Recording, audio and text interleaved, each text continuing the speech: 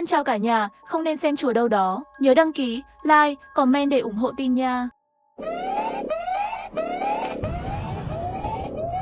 Ngày tận thế đang đến, Hứa Đa Đa đặt vào trong không gian. Không ngờ cô ta lại biến thành thây ma.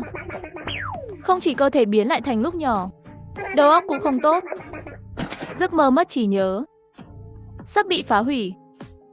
Cho đến ngày thứ 26 của ngày tận thế, đội cứu hộ đã đến.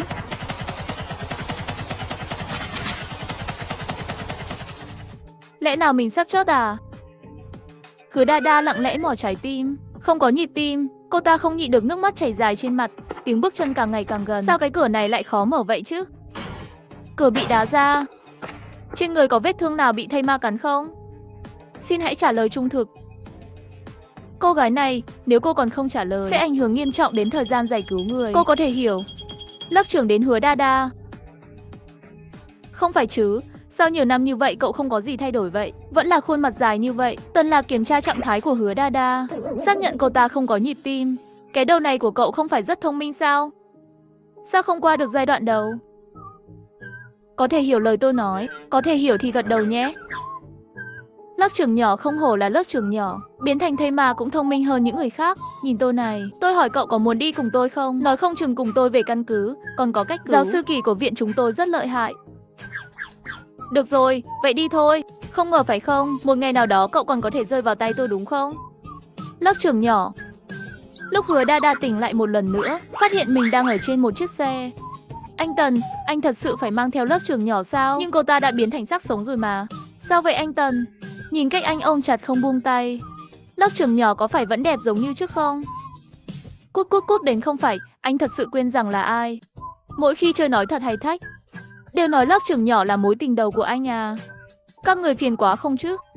Có thể lái xe nghiêm túc được không chứ? Tỉnh rồi, đừng nghe bọn họ nói bậy. Tất cả đều là chơi trò nói thiết hay thách, để đối phó với những gì bọn họ nói bậy. Bây giờ tôi có thể nhìn thấy vào ban đêm. Nhìn kỹ năng của tôi, chỉ là hiện tại không ổn định lắm. Con voi trong sở thú đã ra ngoài chưa? Không có đột biến. Mức độ tha hóa bao nhiêu? Mức độ tha hóa 1. Tăng cường dị hóa các chi. Chết tiệt, may là chỉ cấp 1 thôi. Nếu không, mấy chiếc xe này của chúng ta đều không đủ để nó nhét răng. Đây chỉ mới là khởi đầu. Sau một thời gian, thỏ có thể cắn một người bạn nhỏ.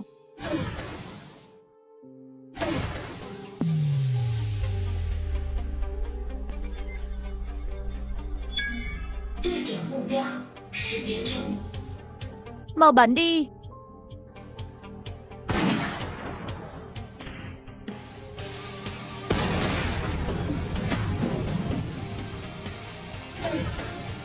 Sau 10 phút nữa, phía trước sẽ có báo. Chúng ta đến nhà máy phía trước trốn đi.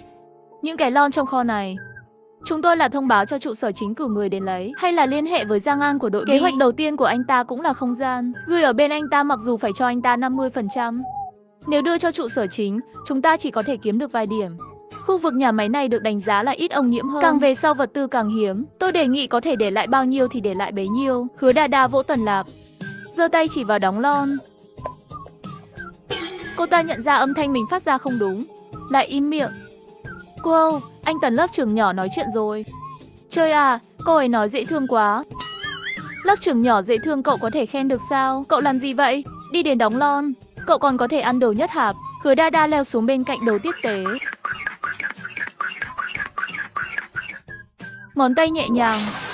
Trong một giây, mọi thứ đã biến mất. Mọi người nhìn thấy cảnh này tất cả đều sửng sốt. Chúa ơi, đây không phải là mơ đâu phải không? Nhiều vật tư như vậy nói mất là mất. Xem ra không gian của lớp trưởng nhỏ cũng không nhỏ. Được rồi, chuyện này mọi người phải giữ bí mật. Bao quá lớn, chúng ta nghỉ một đêm ở đây rồi tính tiếp. Vương Cương đi gửi chút đồ ăn cho những người sống sót. Tôi muốn ăn chút gì đó nóng. Có đồ ăn là may lắm rồi. Sau một thời gian nữa đến lương khô cũng không còn. Vậy lũ thây ma muốn ăn gì? Hứa Đa Đa đưa tay ra biến thành một bát cháo thịt nạc trứng, đưa cho Trần Tiểu Phi. Trời à, cảm ơn lớp trưởng nhỏ. Chết tiệt, ngon thật sự. Thoải mái rồi. Lớp trưởng nhỏ, cậu là thần tiên à? Vậy mà còn có cháo nóng. Lớp trưởng nhỏ có chút thiên vị đấy. Hứa Đa Đa lấy ra một cái bình giữ nhiệt khác đưa cho Bạch Thư. Cảm ơn lớp trưởng nhỏ, tôi sai rồi. Lớp trưởng nhỏ, cậu là người công bằng nhất trên đời. Tần Lạc bên này cũng bắt đầu mong chờ. Nhưng Hứa Đa Đa không hề nhúc nhích. Tần Lạc cóc rồi. Có tôi đâu, dù sao thì tôi cũng đã đưa cậu đi cùng một đoạn. Tôi không có à? Hứa Đa Đa đưa cho Tần Lạc một cái bình giữ nhiệt. Vậy là gần 1 tháng rồi, cuối cùng cũng có một bữa ăn ngon. Lớp trưởng nhỏ thật tuyệt vời. Vậy vấn đề đến rồi, lớp trưởng nhỏ ăn gì? Cậu ấy không thể giống như thực vật, tiến hành quang hợp. Sau này còn có mặt trời hay không cũng không nhất định. Nhìn những đám mây đen dày đặc trên đỉnh đầu này, Hứa Đa Đa bất đắc dĩ nhìn bọn họ, nước mắt chảy dài trên khuôn mặt. Xem cậu ủy khuất chưa kìa, nói xem cậu muốn ăn gì. Ăn thịt thì bỏ đi, đẫm máu khó coi làm sao. Con gái các cậu không thể làm chuyện không tào nhã như vậy. Nếu muốn uống máu, mấy người chúng tôi sẽ liều mạng cùng quân tử cho cậu uống máu.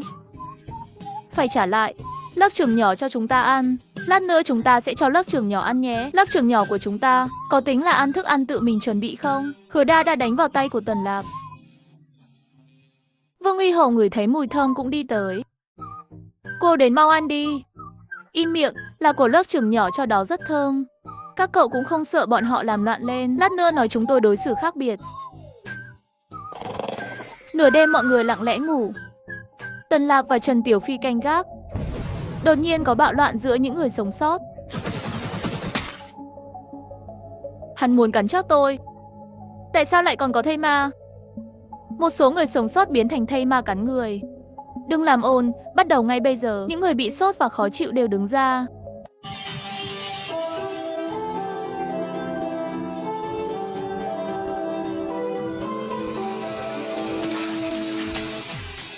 Đột nhiên đám la hét phá vỡ con đường dài yên tĩnh.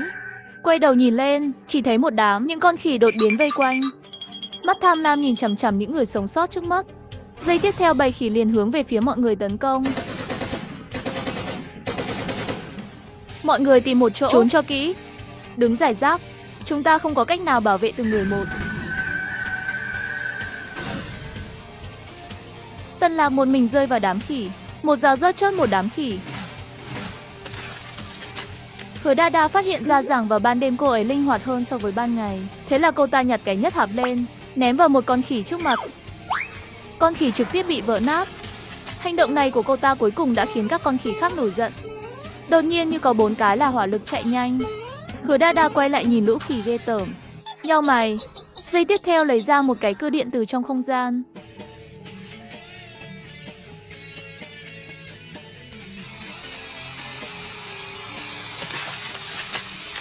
Cho đến khi Trần Tiểu Phi và Bạch Thư chạy đến phía Hứa Đa Đa, trên người cô ta đều là máu, trong tay cầm một cái cưa điện, im lặng nhìn cảnh tượng quá tàn bạo trước mắt. Biểu cảm của Trần Tiểu Phi và Bạch Thư đều kinh ngạc. Bạch Thụ càng là nắm chặt cây súng trong tay. Lớp trưởng nhỏ, thây ma nhỏ ngoan ngoãn gật đầu, còn phát ra tiếng. Hai người thở phào nhẹ nhõm. Cô nhóc này, suýt nữa thì nghĩ là cậu hoàn toàn mất ý thức rồi. Tần Lạc bên kia giải quyết được khỉ vương, xem ra là gầy hơn một chút. Trong tay còn cầm một viên pha lê màu xanh. Anh Tần, tay anh không sao chứ? Thứ này là một cái nhất hạp à? Không biết tại sao, Hứa Đa đang ngửi thấy mùi của cái nhất hạp trong tay Tần Lạc liền tham lam. Hương vị này hơi giống hương vị trái cây ngọt ngào. Thế là mắt lớn mắt nhỏ đi lại. Chỉ là khi nhìn vào ánh mắt của Tần Lạc, cô ấy lại lùi đầu lại. Hứa Đa Đa bây giờ có chút sợ hãi Tần Lạc. Tên này sẽ rớt chót cô ta, bao gồm bất cứ ai trong đội này. Nếu như cô ta thật sự hoàn toàn mất đi lý trí, biến thành quái vật biết ăn thịt người, cô ta sẽ chết. Nhưng nếu đến ngày đó thật, cô ta cũng thả chết. Trần Tiểu Phi cố gắng giải thích cho Tần Lạc, Hứa Đa Đa là có ý thức, nhưng lại nghe thấy một tiếng o tọt. Vâng, trong một tình huống nghiêm túc. Hứa Đa Đa đói rồi. Không phải chứ lớp trưởng nhỏ, đói rồi à? Vậy thì phải làm sao? Tần Lạc phát hiện Hứa Đa Đa nhìn chằm chằm vào cái nhất hạp, có vẻ đói. Sao vậy? Muốn nó à? Hứa Đa Đa nhìn cái nhất hạp trong tay, ngẩng đầu nhìn biểu cảm của Tần Lạc. Không giống như đang đùa. Phải làm sao? Phải làm sao? Mình rất muốn ăn, nhưng tại sao trong lòng còn có cảm giác xấu hổ của con người? Nhưng mình thật sự đói quá. Anh Tần, làm như vậy hình như không hợp quy tắc. Cái gì quy tắc không quy tắc? Chỉ là một cái nhất hạp cấp thấp nhất. Muốn ăn thì để cô ấy ăn. Giá trị của cô ấy chẳng lẽ không bằng một cái nhất hạp sao? Trụ sở chính có hỏi xuống tôi gánh cho. Một thử thách. Trời sắp sáng rồi, mọi người trực tiếp xuất phát. Sau 5 giờ, những người sống sót đã đến được căn cứ. Tần Lạc đưa Hứa Đa Đa đi đến phòng nghiên cứu. Hứa Đa Đa ngoan ngoãn làm tất cả các loại kiểm tra. Kết quả ra rất nhanh. Mặc dù không có nhịp tim, nhưng các cơ quan khác của cô ấy vẫn bình thường. Về phần nguyên nhân không thể nói chuyện, chỉ là vấn đề tâm lý. Đợi khi cô ấy muốn mở miệng nói chuyện, nói không chừng sẽ tự nhiên nói được thôi. Vì thiết bị không thể phát hiện ra năng lượng không gian, cuối cùng đã có một. Mọi người đều không hài lòng lắm với kết quả. Gã này là một, có lẽ có thể đạt được một thây ma trường sinh bất tử, ra khỏi viện nghiên cứu. Tần Lạc dẫn Hứa Đa Đa về khu chung cư. Phòng tôi là năm 1900, của cậu là năm 1901, Lão Vương năm 1905, Lão Bạch là năm 1906, Tiểu Phi là năm 1907. Ba người họ ở ngay bên cạnh. Đến phòng, bên trong là một phòng ngủ, một phòng khách, một nhà bếp, một phòng tắm. Thây ma nhỏ nhìn cơ thể dơ bẩn của mình, cẩn thận điều chỉnh nhiệt độ máy nước nóng. Ôi chao, nấu rồi. Sau khi tắm, Hứa Đa Đa vẫn còn đang cởi quần áo. Tần Lạc và Trần Tiểu Phi họ đến rồi. Thế là cô ấy tay đầy xà phòng chạy ra mở cửa. Lớp trưởng nhỏ, xem chúng tôi đem lại cho cậu cái gì nè. Cậu đang làm gì vậy? Cậu giặt cái áo đó làm gì? Thứ này phải bỏ vào túi rác kín, ném vào thùng rác nguy hiểm ở tầng dưới.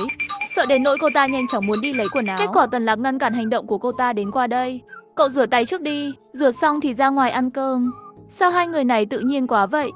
Đây là phòng của tôi mà, cậu có thể tôn trọng chút không? Hứa Đa Đa tức giận chạy ra ngoài, thì thấy trên bàn có 3 cái nhất hạp. Mau xem, để chào mừng cậu tham gia đội 3A của chúng tôi. Anh Tần của chúng tôi đã tốn một khoản lớn mua cho bạn 3 cái nhất hạp về. Lớp trưởng nhỏ, cậu thật sự rất tuyệt. Người bình thường và quyền năng trực tiếp ăn một nhất hạp đều phải đóng cửa, cậu lại có thể ăn như kẹo. Cậu ăn thêm một cái nữa cho tôi xem. Đi đi, cậu coi như uống xong rồi. Nói xong Tần Lạc liền xuống lầu xử lý rác rưởi. Wow, thơm quá. Nhưng cô ấy vẫn không đói, nên bỏ nhất hạp vào trong không gian. Ăn cơm trước đi, mới 10 ngày thôi. Thức ăn trong nhà ăn lại giảm 80%. Túi bánh bao này các bạn đoán xem bao nhiêu điểm? Bao nhiêu? Đến 8 cái bánh bao 200 điểm. Bây giờ có quá nhiều người sống sót được giải cứu. Thực phẩm trong căn cứ rất căng thẳng. Có bánh bao ăn đã tốt lắm rồi. Cứ ăn đi. Hứa Đa Đa lặng lẽ lấy ra một bàn đồ ăn, rồi 3 người họ ở lại, nhìn chằm chằm vào cái bàn này. Chúa ơi, tôi không phải đang mơ sao? Tiểu lớp trưởng nhỏ, cậu là Tiểu Đa phải không? Cứu! Đã bao lâu rồi tôi không thấy một bữa ăn bình thường vậy? Đây thực sự không phải là giấc mơ. Cảm ơn lớp trưởng nhỏ. Lớp trưởng nhỏ, cậu đúng là người tốt nhất trên thế giới. Không phải, là thây ma tốt nhất. Trần Tiểu Phi vừa khóc vừa ăn. Khi Tần Lạc trở về thì phát hiện 3 người không còn nữa, mà biến thành 3 con heo. Đối với đồ ăn ngon, từng cái một. Rất ngon, rất ngon. Anh Tần, mau ăn đi. Cuối cùng họ vẫn ăn hết. Cứu mà, no quá. Sau khi ăn xong, mọi người thảo luận lịch trình ngày mai. Ngày mai chúng ta đi thành phố Si thu thập thực phẩm, bởi vì bên này là gần nhất. Sau đó thu thập vũ khí ở trung tâm thành phố đối diện thành phố. Nếu có thể, cậu có thể đi chung. Sáng sớm hôm sau, xe của bạn đã được phê duyệt bởi trụ sở chính, đã nhận được nâng cấp lớn nhất. Vụ án bên này hoàn toàn đóng cửa. Khi Tần Lạc bên này bàn giao xong, phát hiện thây ma Hứa Đa Đa tranh thủ lúc người khác không chú ý, leo lên xe như một con lợn ngu ngốc. Anh ta trực tiếp nhấc cô ấy lên. Không lên được thì kêu lên một tiếng, tự mình lộn xộn không mệt à? Rất nhiều đồng đội như vậy để trang trí. Hứa Đa Đa sau khi lên xe không thèm để ý anh ta. Tiểu Thi Thi cũng biết xấu hổ. Trên đường đi, Tiểu Thi Thi lấy ra 4 chai trà thảo dược, vỗ vỗ Bạch Thư nhờ chuyển lên trước. Wow, lớp trưởng nhỏ cậu cũng quá tốt bụng rồi. Vậy mà còn có trà thảo mộc. Sao cái gì cậu cũng có vậy? Nhân tiện, cậu có đồ ăn vặt không? Cậu biến thành Trần 3 tuổi à? Còn đồ ăn vặt. Trên đường đi 4 người phụ trách đánh quái. Thây ma nhỏ phụ trách gom, xe hơi, đồ ăn nhẹ, xác sống. Khoan đã, cái này không cần. Liên lạc với trụ sở để đưa những người sống sót về. Cách thành phố 200 km. Họ bị tấn công bởi một người rắn.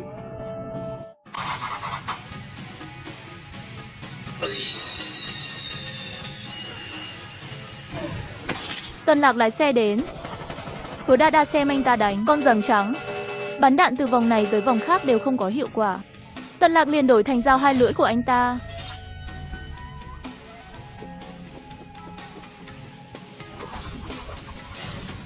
Vương Uy Hổ đóng vai trò chống sát thương trong đội.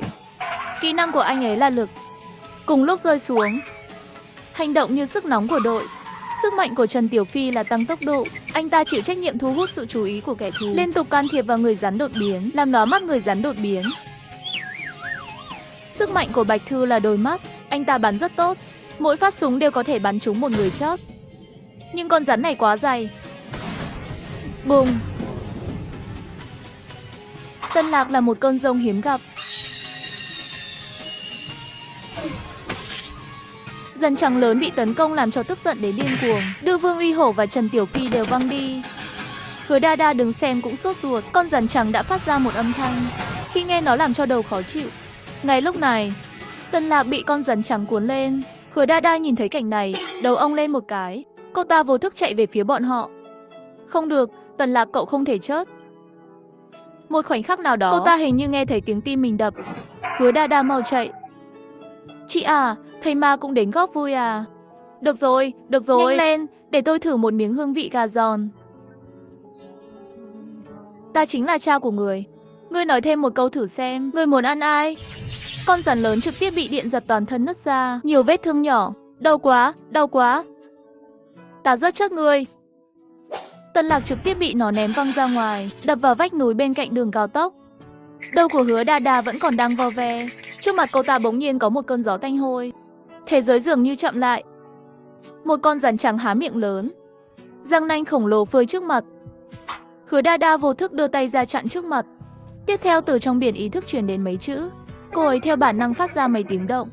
Không gian động lại trong chốc lát.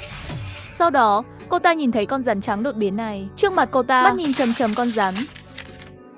Giây tiếp theo nó đã nổ tung, toàn bộ thân rắn khổng lồ nổ tung. Toàn bộ hiện trường không có tiếng động. Vương Uy Hổ và Trần Tiểu Phi đều sửng sốt. Tuyệt vời, lớp trưởng nhỏ. Hứa Đa Đa vẫn còn đang ngơ người. Tân Lạc trên người đầy vết thương, nhưng anh ta là người đầu tiên đứng lên, miễn cưỡng chống đỡ thân thể đi đến bên cạnh Hứa Đa Đa. Tân Lạc nhìn thấy bên rơi ra một cái nhất hạp màu đỏ, liền tiện tay nhặt lên đặt trong tay thây ma nhỏ. Hứa Đa Đa vô thức vươn tay ra cầm lấy nó. Mọi người vẫn còn đang ngơ ngác. Vương Uy Hổ và Trần Tiểu Phi vẫn còn nằm trên mặt đất. Hai người nhe răng ra. Đau quá, Bạch Thụ bị thương nhẹ nhất, bị thương bởi âm thanh của con rắn đó. Tân Lạc ôm lấy Hứa Đa Đa ở ghế sau, ôm chặt Hứa Đa Đa, cả hai đều đang ngủ. Thật là mạnh mẽ, ở đây có mấy người, còn khó đánh chết. Tôi gần như nghĩ hôm nay chúng ta đến đây thôi. Bậy bậy, đây không phải là có lớp trường nhỏ sao? Mẹ ơi, nói về lớp trường nhỏ có chuyện gì vậy? Trong một giây, tôi cảm thấy như thời gian chậm lại. Nghe nói không gian nếu có thể mạnh hơn một chút, có thể nghiên cứu ra chiêu tất xác. Cái này, tiền thưởng cho nhiệm vụ cùng kỳ đã được nâng cấp lên 200.000 điểm. Vừa thanh toán, tôi chia cho lớp trưởng nhỏ 100.000 điểm, còn lại 100.000 điểm chúng tôi chia đều. Mọi người không có ý kiến gì chứ? Tôi không sao. Được rồi, chia cho lớp trưởng nhỏ thêm một ít cũng không sao. Nếu không phải cô ấy cuối cùng còn có một chiêu tất sát, hôm nay chúng ta đều phải chết ở đây. Quá yếu, ý tôi là chúng ta quá yếu rồi, bây giờ đánh những thứ này mới là thây ma cấp 3 thôi. Lần này thật sự là nhục không dám nhận, nếu không phải lớp trưởng nhỏ, chúng ta không nhất định sẽ hạ được nó. Vài tiếng sau, lớp trưởng nhỏ tỉnh dậy, phát hiện mình đang ở trong một nhà kho cũ, rất trống rỗng, bên cạnh có rất nhiều người sống sót đang nghỉ ngơi. Lớp trưởng nhỏ, cậu tỉnh rồi. Bạch Thư nhìn dáng vẻ tin Tân Lạc của cô ấy, đều không để ý đến họ, chỉ tiện tay bắt lấy hai người bọn họ để không làm bóng đen. Tân Lạc cũng chưa rửa mặt, anh ta dắt theo Hứa Đa Đa vào phòng. Tân Lạc có thể phát hiện nhóc này hình như ngốc hơn rồi, giảm xuống so với trạng thái vừa mới gặp cô ấy, phản ứng chậm nửa nhịp, đừng trì hoãn quá lâu. Được rồi, đừng lề mề nữa, đầu cũng phải được sấy khô, tắm rửa sạch sẽ một chút. Tân Lạc lấy từ kho của mình, lấy ra một cái máy giặt, vừa bỏ đủ Hứa Đa Đa vào bên trong. Anh ấy rất hài lòng với kiệt tác của mình. Mình đúng là thiên tài, cậu mau tắm đi. Sau khi tắm xong rồi, Hứa Đa Đa, có vẻ như cậu đã trở nên ngu ngốc hơn trước rồi. Hôm nào bị người ta bắt cóc thì sao? Lớp trưởng nhỏ bị sao vậy? Cảm giác như cậu ấy đã trở nên ngốc nghếch rồi. Chắc là hậu di chứng. Tôi cảm thấy ưu điểm của chiêu này của anh ta tương tự như không gian nén, trực tiếp ép âm thanh. Nói như vậy chiêu tất sát của lớp trưởng nhỏ rất lợi hại. Chỉ là sử dụng quá mức, dễ dàng dẫn đến suy giảm trí tuệ. Chỉ là không biết cậu ấy mất bao lâu để hồi phục. Hoặc là cái này còn có thể khôi phục được không? Kết quả không xem không biết, nhìn một cái không nói nên lời. Tân Lạc đang mở miệng của thây ma nhỏ để xem răng, đưa ngón tay vào miệng người ta. Không phải anh đã rửa tay chưa, mà đã đưa ngón tay vào miệng người ta. Anh Tần, sao trước đây tôi không phát hiện anh biến thái như vậy? Này, tôi vừa tắm xong, bẩn ở đâu chứ? Không đúng, tôi xen răng cho cậu ấy. Cậu ấy có răng nanh, các cậu có biết không? Thật là... Chẳng lẽ lớp trưởng nhỏ sắp hoàn toàn biến thành thây ma rồi sao? Thật là tuyệt. Thật sự rất đáng yêu đến biểu cảm của ba người Bạch Thư sụp đổ. Nghĩ rằng anh ta có vấn đề. Có phải lúc này chiến đấu tốn sức quá mức không? Đầu óc anh ấy cũng có vấn đề rồi. Được rồi, có vẻ rất dễ thương. Nhưng đó không phải là trọng điểm. Trong khi bốn người họ đang nói chuyện, Hứa Đa Đa lén lút dựa vào Tần Lạc. Lại lén lút nhìn cổ hắn. Muốn cắn. Bốn người cười nhìn Hứa Đa Đa. Lớp trưởng nhỏ đói à, nhất hạp đâu rồi? Chính là cái thứ sáng bóng. Trong không gian của lớp trưởng nhỏ, cậu mau lục tìm thử. Hứa Đa Đa vẫn đứng ngơ người nhìn anh ta. Tiêu rồi, lớp trưởng nhỏ không nhận ra ai nữa rồi. Nếu cậu ấy không tự lấy ra được, có thể ăn cái khác không? Chất lỏng dinh dưỡng hoặc là gì đó. Mấy ngày sau đó, họ lại trở về những ngày ăn đất trước đây. 3 ngày sau, thây ma nhỏ trở lại bình thường, lấy ra một đống đồ ăn ngon. Lớp trưởng nhỏ, cậu chính là bố mẹ tái sinh của tôi. Thật tốt, lại có thể trở về. Ngày tháng ăn uống ngon rồi, tôi lại có thể rồi. Tôi đi tắm rửa đây. Tối qua thây ma nhỏ cứ ngủ rồi lật qua. Còn ôm lấy tay của Tần Lạc. Chắc là không dám cắn thật. Chỉ cầm lấy cổ tay của anh ấy và gặm, làm cho anh ta giật mình dậy. Sau khi tỉnh lại mới phát hiện cô ấy gặm tay của mình để mài răng. Còn có lúc tắm tối qua, cậu ấy còn nhìn chằm chằm vào ngực mình. Thây ma nhỏ chắc chắn là thích mình rồi. Tần Lạc hiểu điều này xong, cả người đều tươi tắn. Vừa quay lại thì thấy thây ma nhỏ ngồi đó canh chừng bữa sáng. Dễ thương thật, ai có thể không thích cậu ấy chứ. Anh ta bước lại nhìn rồi ngồi xuống canh cô ấy. Thây ma nhỏ quay đầu nhìn thấy anh ta trở về, quả nhiên mắt sáng lên, sau đó lại gần. Cậu có phải thích tôi không? Hứa Đa Đa nhìn Tần Lạc thơm phức trước mặt. Suýt chút nữa không nhịn được chảy nước miếng. Cô ta lập tức gật đầu, rất nghiêm túc gật đầu. Cô ta thật sự rất thích, muốn ăn. Cả người Tần Lạc lập tức biến đỏ, đỏ từ tai cho đến cổ. Trần Tiểu Phi, bọn họ đã trở lại rồi. Cậu nói xem anh Tần bị làm sao, có phải đầu óc có hơi bệnh không? Khi yêu vào đàn ông đều biến thành kẻ ngốc, không có lý do gì cả. Ha ha ha, Trần Tiểu Phi bị chọc đến cười lớn. Nhanh chóng ăn xong bữa sáng rồi tiếp tục đi. Sự im lặng bị phá vỡ bởi gió và mưa trên đường. Thây ma trên đường bị đâm bay lên. Rất nhanh, họ nhìn thấy một vùng rộng lớn với những vựa lúa khổng lồ. Chiếc xe tấp sang bên đường rồi dừng lại. Trần Tiểu Phi vào kiểm tra tình hình. Bên trong không có thây ma. Bên này cũng lớn quá. Lớp trưởng nhỏ, cậu ấy có được không vậy? Tôi thấy có thể đến khu vực kho thóc này ở khắp mọi nơi. Những hàng kho thóc gọn gàng ngăn ngắn. Trần Tiểu Phi nhanh chóng đi dạo một vòng, phát hiện có 32 cái. Một kho thóc hình trụ, có thể chứa được 7.500 tấn lương thực. Bên này có 32 cái. Đó là 240.000 tấn lương thực. Mấy người chúng ta có thể bảo đảm no cả đời. Thậm chí có thể nuôi sống căn cứ của chúng ta. Rất nhiều người. Trên đường mất thêm chút thời gian. Cuối cùng, đội của họ trở về Tế Nam vào ngày thứ tư. Tâm trạng của Hứa Đa Đa còn có chút không tốt. Khi mọc răng nanh nhỏ thật sự miệng không thoải mái, rất muốn cắn đồ vật. Vì vậy, lấy ra một cây gậy mài răng và bắt đầu cắn. Sao thế? Đây là mài răng mài đến tự kỷ, không vui rồi. Kết quả là cô ta tự mài răng mài đến tức giận. Tần Lạc không hiểu lắm, nhưng khi thây ma nhỏ nhìn lên hắn, khóe miệng bỗng chảy ra một vết máu, trực tiếp bịt mắt anh ta choáng váng đến không phải chứ. Miệng của cậu bị làm sao vậy?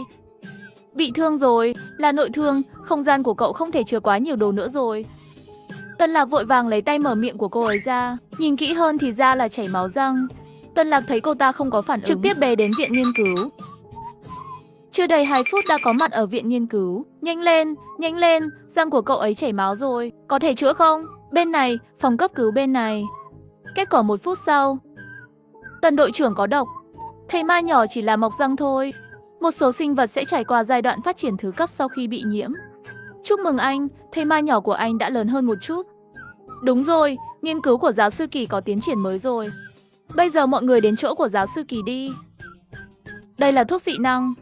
Tôi sẽ nói với các cậu về tình hình trước. Các cậu mới quyết định có cần hay không. Thuốc này dùng xong có thể gây ra nhiều tác dụng phụ khác nhau. Chóng mặt, nóng, nôn mửa, ngay cả các bộ phận của cơ thể con người. Bắt chước cũng là một trong những tác dụng phụ. Một số người rõ ràng, một số người không rõ ràng. Nhưng hiệu quả cũng rất đáng kể. Sau khi dùng xong, tình hình hấp thụ của mỗi người không giống nhau. Nếu có may mắn dùng được, sau đó, điều này sẽ làm cho thể chất của các cậu có một bước đột phá lớn. Nhưng những trạng thái bắt chước này sẽ biến mất sau khi bị cơ thể con người chuyển hóa. Sẽ không phải lúc nào cũng như thế này đâu. Không sao, nếu sử dụng tốt, các bộ phận gầy có thể cho các người mang thêm sức mạnh. Vậy 4 người các cậu thế nào? Cậu có muốn thử đánh nhất hạp thuốc không? Trải nghiệm thử đi. Ở liều lượng bình thường, thứ này sẽ không gây nguy hiểm đến tính mạng. Nếu 4 người họ nhìn nhau, Cậu nhìn tôi nhìn cậu. Cuối cùng nhận mệnh gật đầu. Nào, lại đây xem tôi chuẩn bị cho các bạn. Giáo sư Kỳ thực ra đã sàng lọc từ sớm, một nhất hạp phù hợp với bọn họ. Thuốc tây. Hy vọng đừng cho tôi đầu đại bàng. Thật xấu xí, tôi thảo có đôi chân đại bàng. Cũng đừng để đầu nó dài ra. Thi Thi đợi một mình trong phòng. Có người đột nhiên nhìn vào bên trong. Đây là thành viên mới của đội 3A. Ngoại trừ khuôn mặt đẹp một chút, cảm thấy nó bình thường. Thật sự không hiểu. Con mèo con chó cũng dám nói đồng đội của tôi sao? Ngươi là cái quái gì vậy? Nhìn cậu xem, người khác mắng cậu, cậu tức giận thì có ích gì? Cậu hung dữ lại với họ đi chứ. Quay lại tôi sẽ chiêu đãi cậu. Cậu muốn đánh thế nào thì đánh thế đó. Tiểu Thi Thi ủy khuất. Rõ ràng cô ấy vừa chuẩn bị đánh trả, nhưng anh ấy đã đến rồi. Bây giờ trên đầu anh ấy vẫn còn một cái tai dựng đứng lông màu xám. Tiểu Thi Thi vẫn còn đang xem, là một chú chó lớn. Vốn dĩ mới bị bắt nạt có vẻ đáng thương. Sau này cậu theo sát tôi đi đâu cậu đi đó có biết chưa? Nhưng giây tiếp theo, tay trên đầu anh ta đã bị cô ấy nắm lấy. Thầy Mai nhỏ kích động đến phát ra tiếng kêu. Mặt Tần Lạc lập tức đỏ bừng, giận đứng thẳng người lên, đuôi sói phía sau lắc không kiểm soát được. Thầy Mai nhỏ nhào tới ôm cái đuôi lớn của anh ta, làm cho anh ta không nhịn được dùng mình một cái. Thầy Mai nhỏ thậm chí không còn kêu lên nữa. Còn ngó anh ta, móng vuốt nhỏ của cô ấy cứ lén lút chạm vào đuôi anh ta. Tôi là sói. Cậu là con chó lớn. Tôi không phải sói, tôi là gâu gâu. Hôm nay trời sập, biển nổ tung rồi, trái đất đã hủy diệt. Tôi là chó, giúp tôi với, thầy Mai nhà ai dễ thương thế. Anh Tần, lớp trưởng nhỏ mau nhìn xem tôi là một con đại bàng, tôi có thể bay. Nhìn này, tôi có cánh này. Mẹ ơi, kỳ quan thiên hạ, ha ha ha, đến lúc đó tôi có thể bay trên bầu trời. Tốc độ hù hù hù. Này, đôi không thể tùy tiện chạm vào, tôi không chịu được. Tiểu Thi Thi chè môi. Khi không có người ngoài, cậu có thể chạm. Tiểu Thi Thi vui mừng, gật đầu. Wow, của anh ngầu thật đấy anh Tần. Ngầu thật, nguyên hình là sói gì vậy? Chó sói Tây Tạng. Giống của tôi là vua của loài đại bàng. Hải Đông Thanh, Bạch Thư cũng quay về rồi. Anh ta bất đắc dĩ mở tay. Chuột bay Nga. Nói chính xác thì nên gọi là chuột chin sabizin. Con chuột bay nhỏ đến rồi. Trần Tiểu Phi, cậu tiêu rồi. Lúc này lão Vương cũng ngượng ngùng đi vào. Chúa ơi, ha ha, lão Vương, ha ha. Lão Vương trông như thế nào để tôi xem. Không được cười. Ha ha ha, thực ra của cậu cũng rất tốt. Trông rất thật thà và trung thực. Sau này, cậu nói chuyện với những người sống sót, chắc chắn không có vấn đề gì. Tiểu Thi Thi sử dụng dị năng quá mức khiến cho tóc biến trắng. Là một chút màu trắng.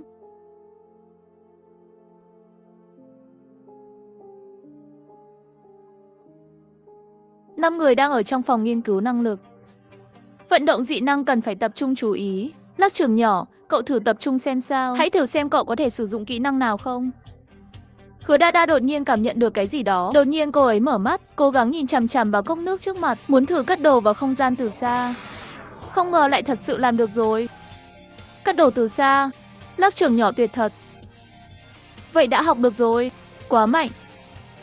Sau khi thử nhiều lần liên tục, khoảng cách cất đồ từ xa cuối cùng giới hạn 100 m. Bao lớn đang đến.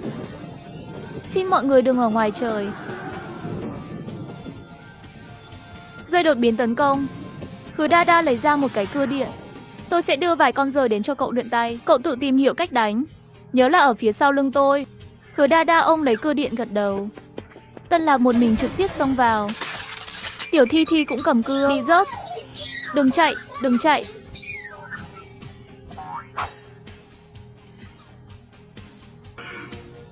Cứu tôi. Mấy thứ này sao nhiều dữ vậy? Điên rồi, khi nào mới kết thúc đây? Điều này không đúng. Mọi người phải chú ý. Có cảm giác không lành.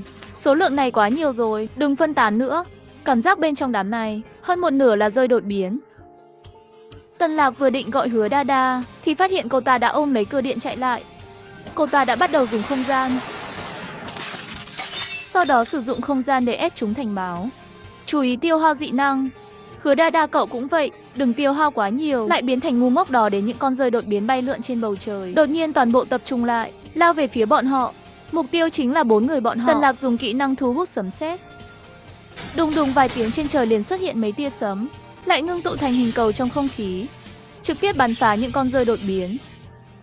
Giây sau đó, đàn rơi đen bị sấm nổ tung. Sắc rơi đen nổ tung khắp nơi. Thậm chí còn bùng nổ rất nhiều nhất hạp sáng bóng, trực tiếp trải dài một mảng. Sau đó, một loạt đất được kéo lên từ không trung 5-6 mét, trực tiếp đâm vào đám rơi. Một số cơn lốc xoáy nhỏ cũng xuất hiện trong không khí, cuộn những con rơi đột biến, quay và bóp nghẹt chúng bên trong cơn lốc xoáy. Trên mặt đất đầy những xác rơi đột biến. Bạch Thư mở ảo giáp, làm cho các con rơi chóng mặt, tàn sát lẫn nhau. Rất nhanh, 5 người bọn họ bị rơi bao vây. Trước mặt họ có thêm một lớp bảo vệ trong suốt. Xác rơi rơi xuống trước mặt họ. 4 người đứng đó vẫn còn nguyên vẹn.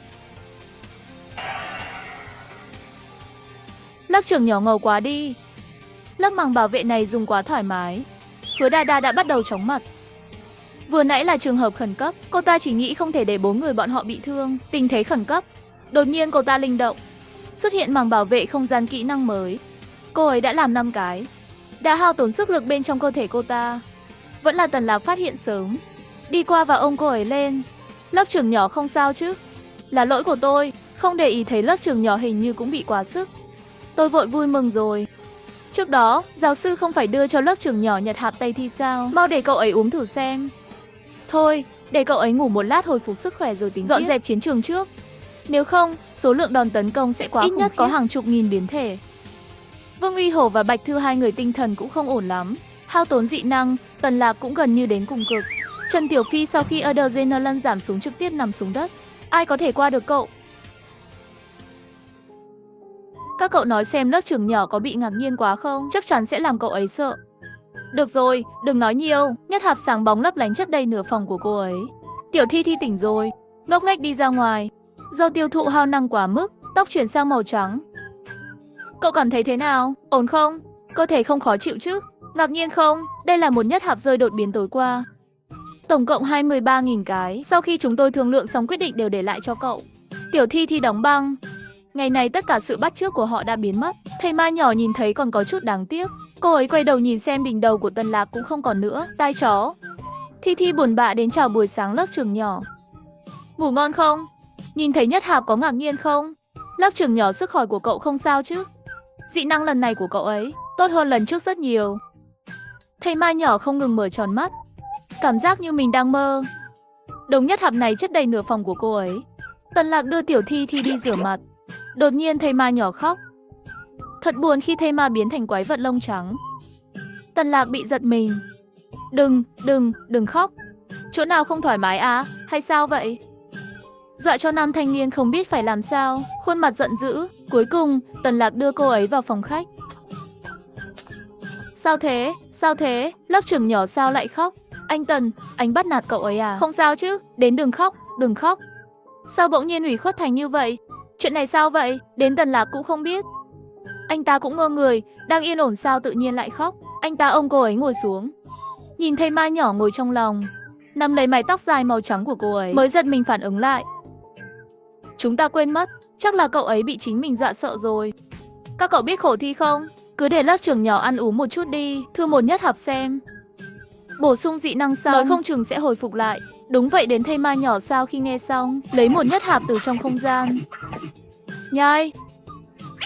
Sau khi ăn xong nhất hạp, tóc và lông mi của Hứa Đa Đa ngay lập tức trở lại màu sắc ban đầu. Toàn bộ đều nhìn về phía Hứa Đa Đa. Em bé này cũng khó quá đi mất. Lớp trưởng nhỏ vẫn hợp với tóc trắng hơn. Có muốn đổi lại không? Tần Lạc vỗ vỗ đầu của cô ấy. Không nhịn được cười một tiếng, đến xem ủy khuất chưa kìa. Ha ha. À.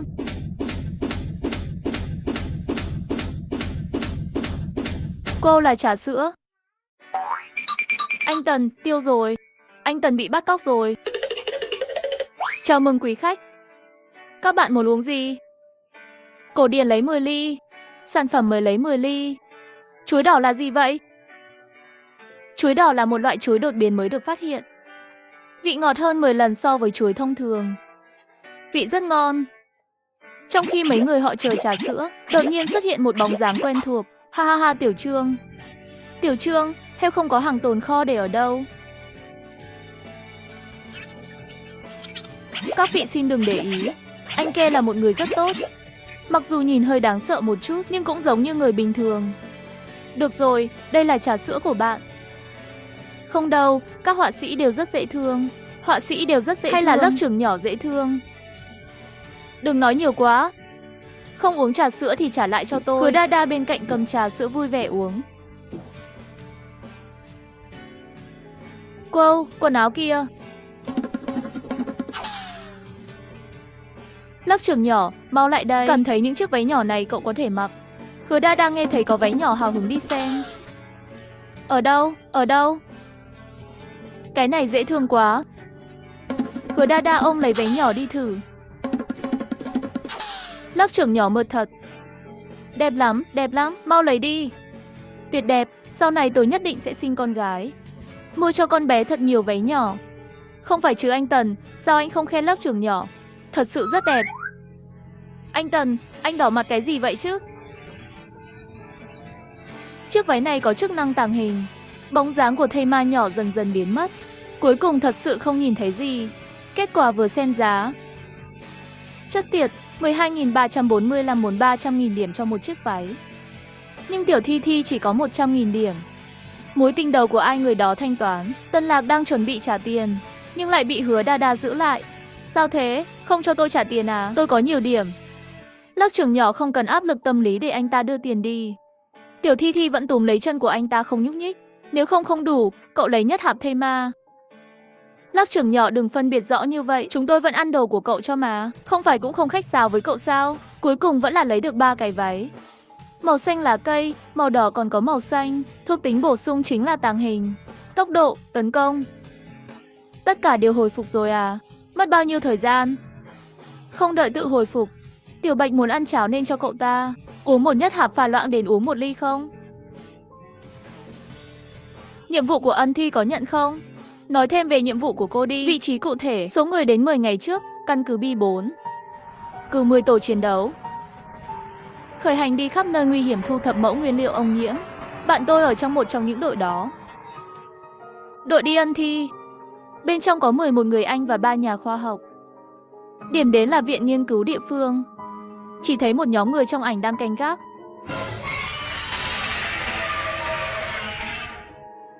Nhưng vừa rồi nó đột nhiên thò đầu ra.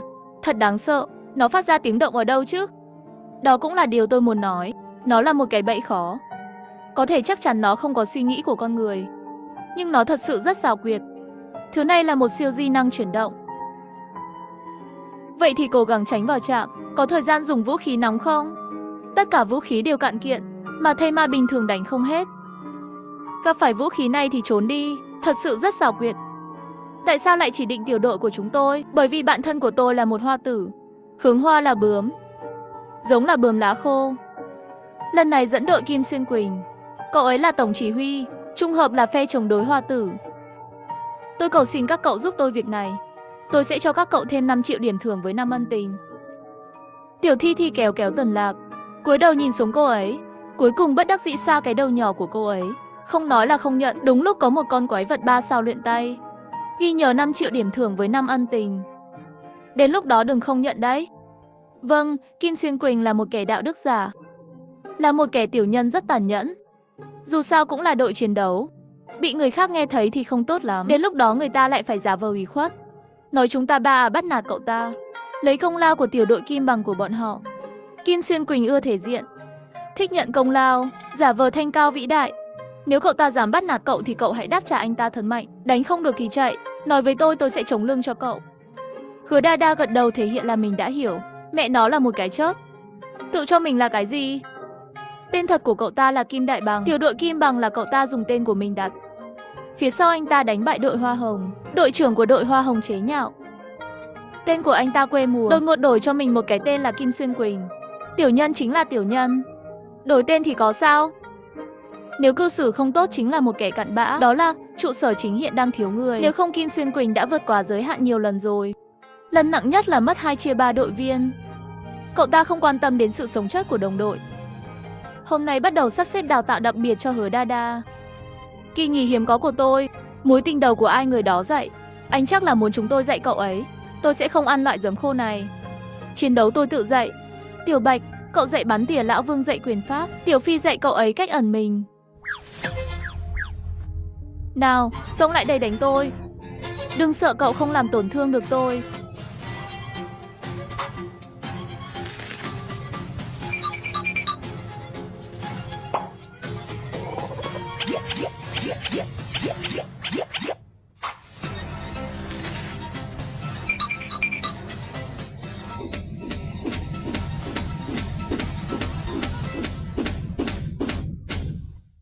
Ngày hôm sau, đoàn người đến Bích Thủy Tam. Đội đặc nhiệm gồm tiểu đội báo săn và tiểu đội bồ câu trắng. Đội Kim Bằng và đội Hoa Hồng là một nhóm khác. Lộ trình của hai nhóm không xa nhau. Để hỗ trợ lẫn nhau, mọi người bắt đầu tách nhau ra ở đây đi. Mỗi người một việc, nhiệm vụ vây quét chính thức bắt đầu. Vâng, đến đi thôi. Đội trưởng Kim, hôm nay ai giết ít thây ma nhất người đó là rác rưởi. Đi thôi, Kim Bằng tiểu đội toàn thể xuất phát. Theo tôi, hôm nay chúng ta sẽ cho họ xem thế nào là thực lực.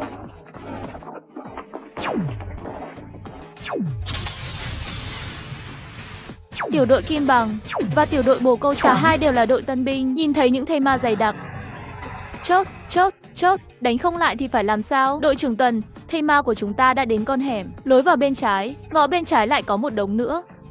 Đội trưởng Tần, bên tôi có người bị thương rồi. Chị Liệu đâu? Chị Liệu đi cứu người. Bên tôi lập tức quay lại cứu viện cho các cậu. Đừng tự làm loạn, hiểu chứ? Tôi thấy dáng người nhỏ bé của cô ta đi về phía trước.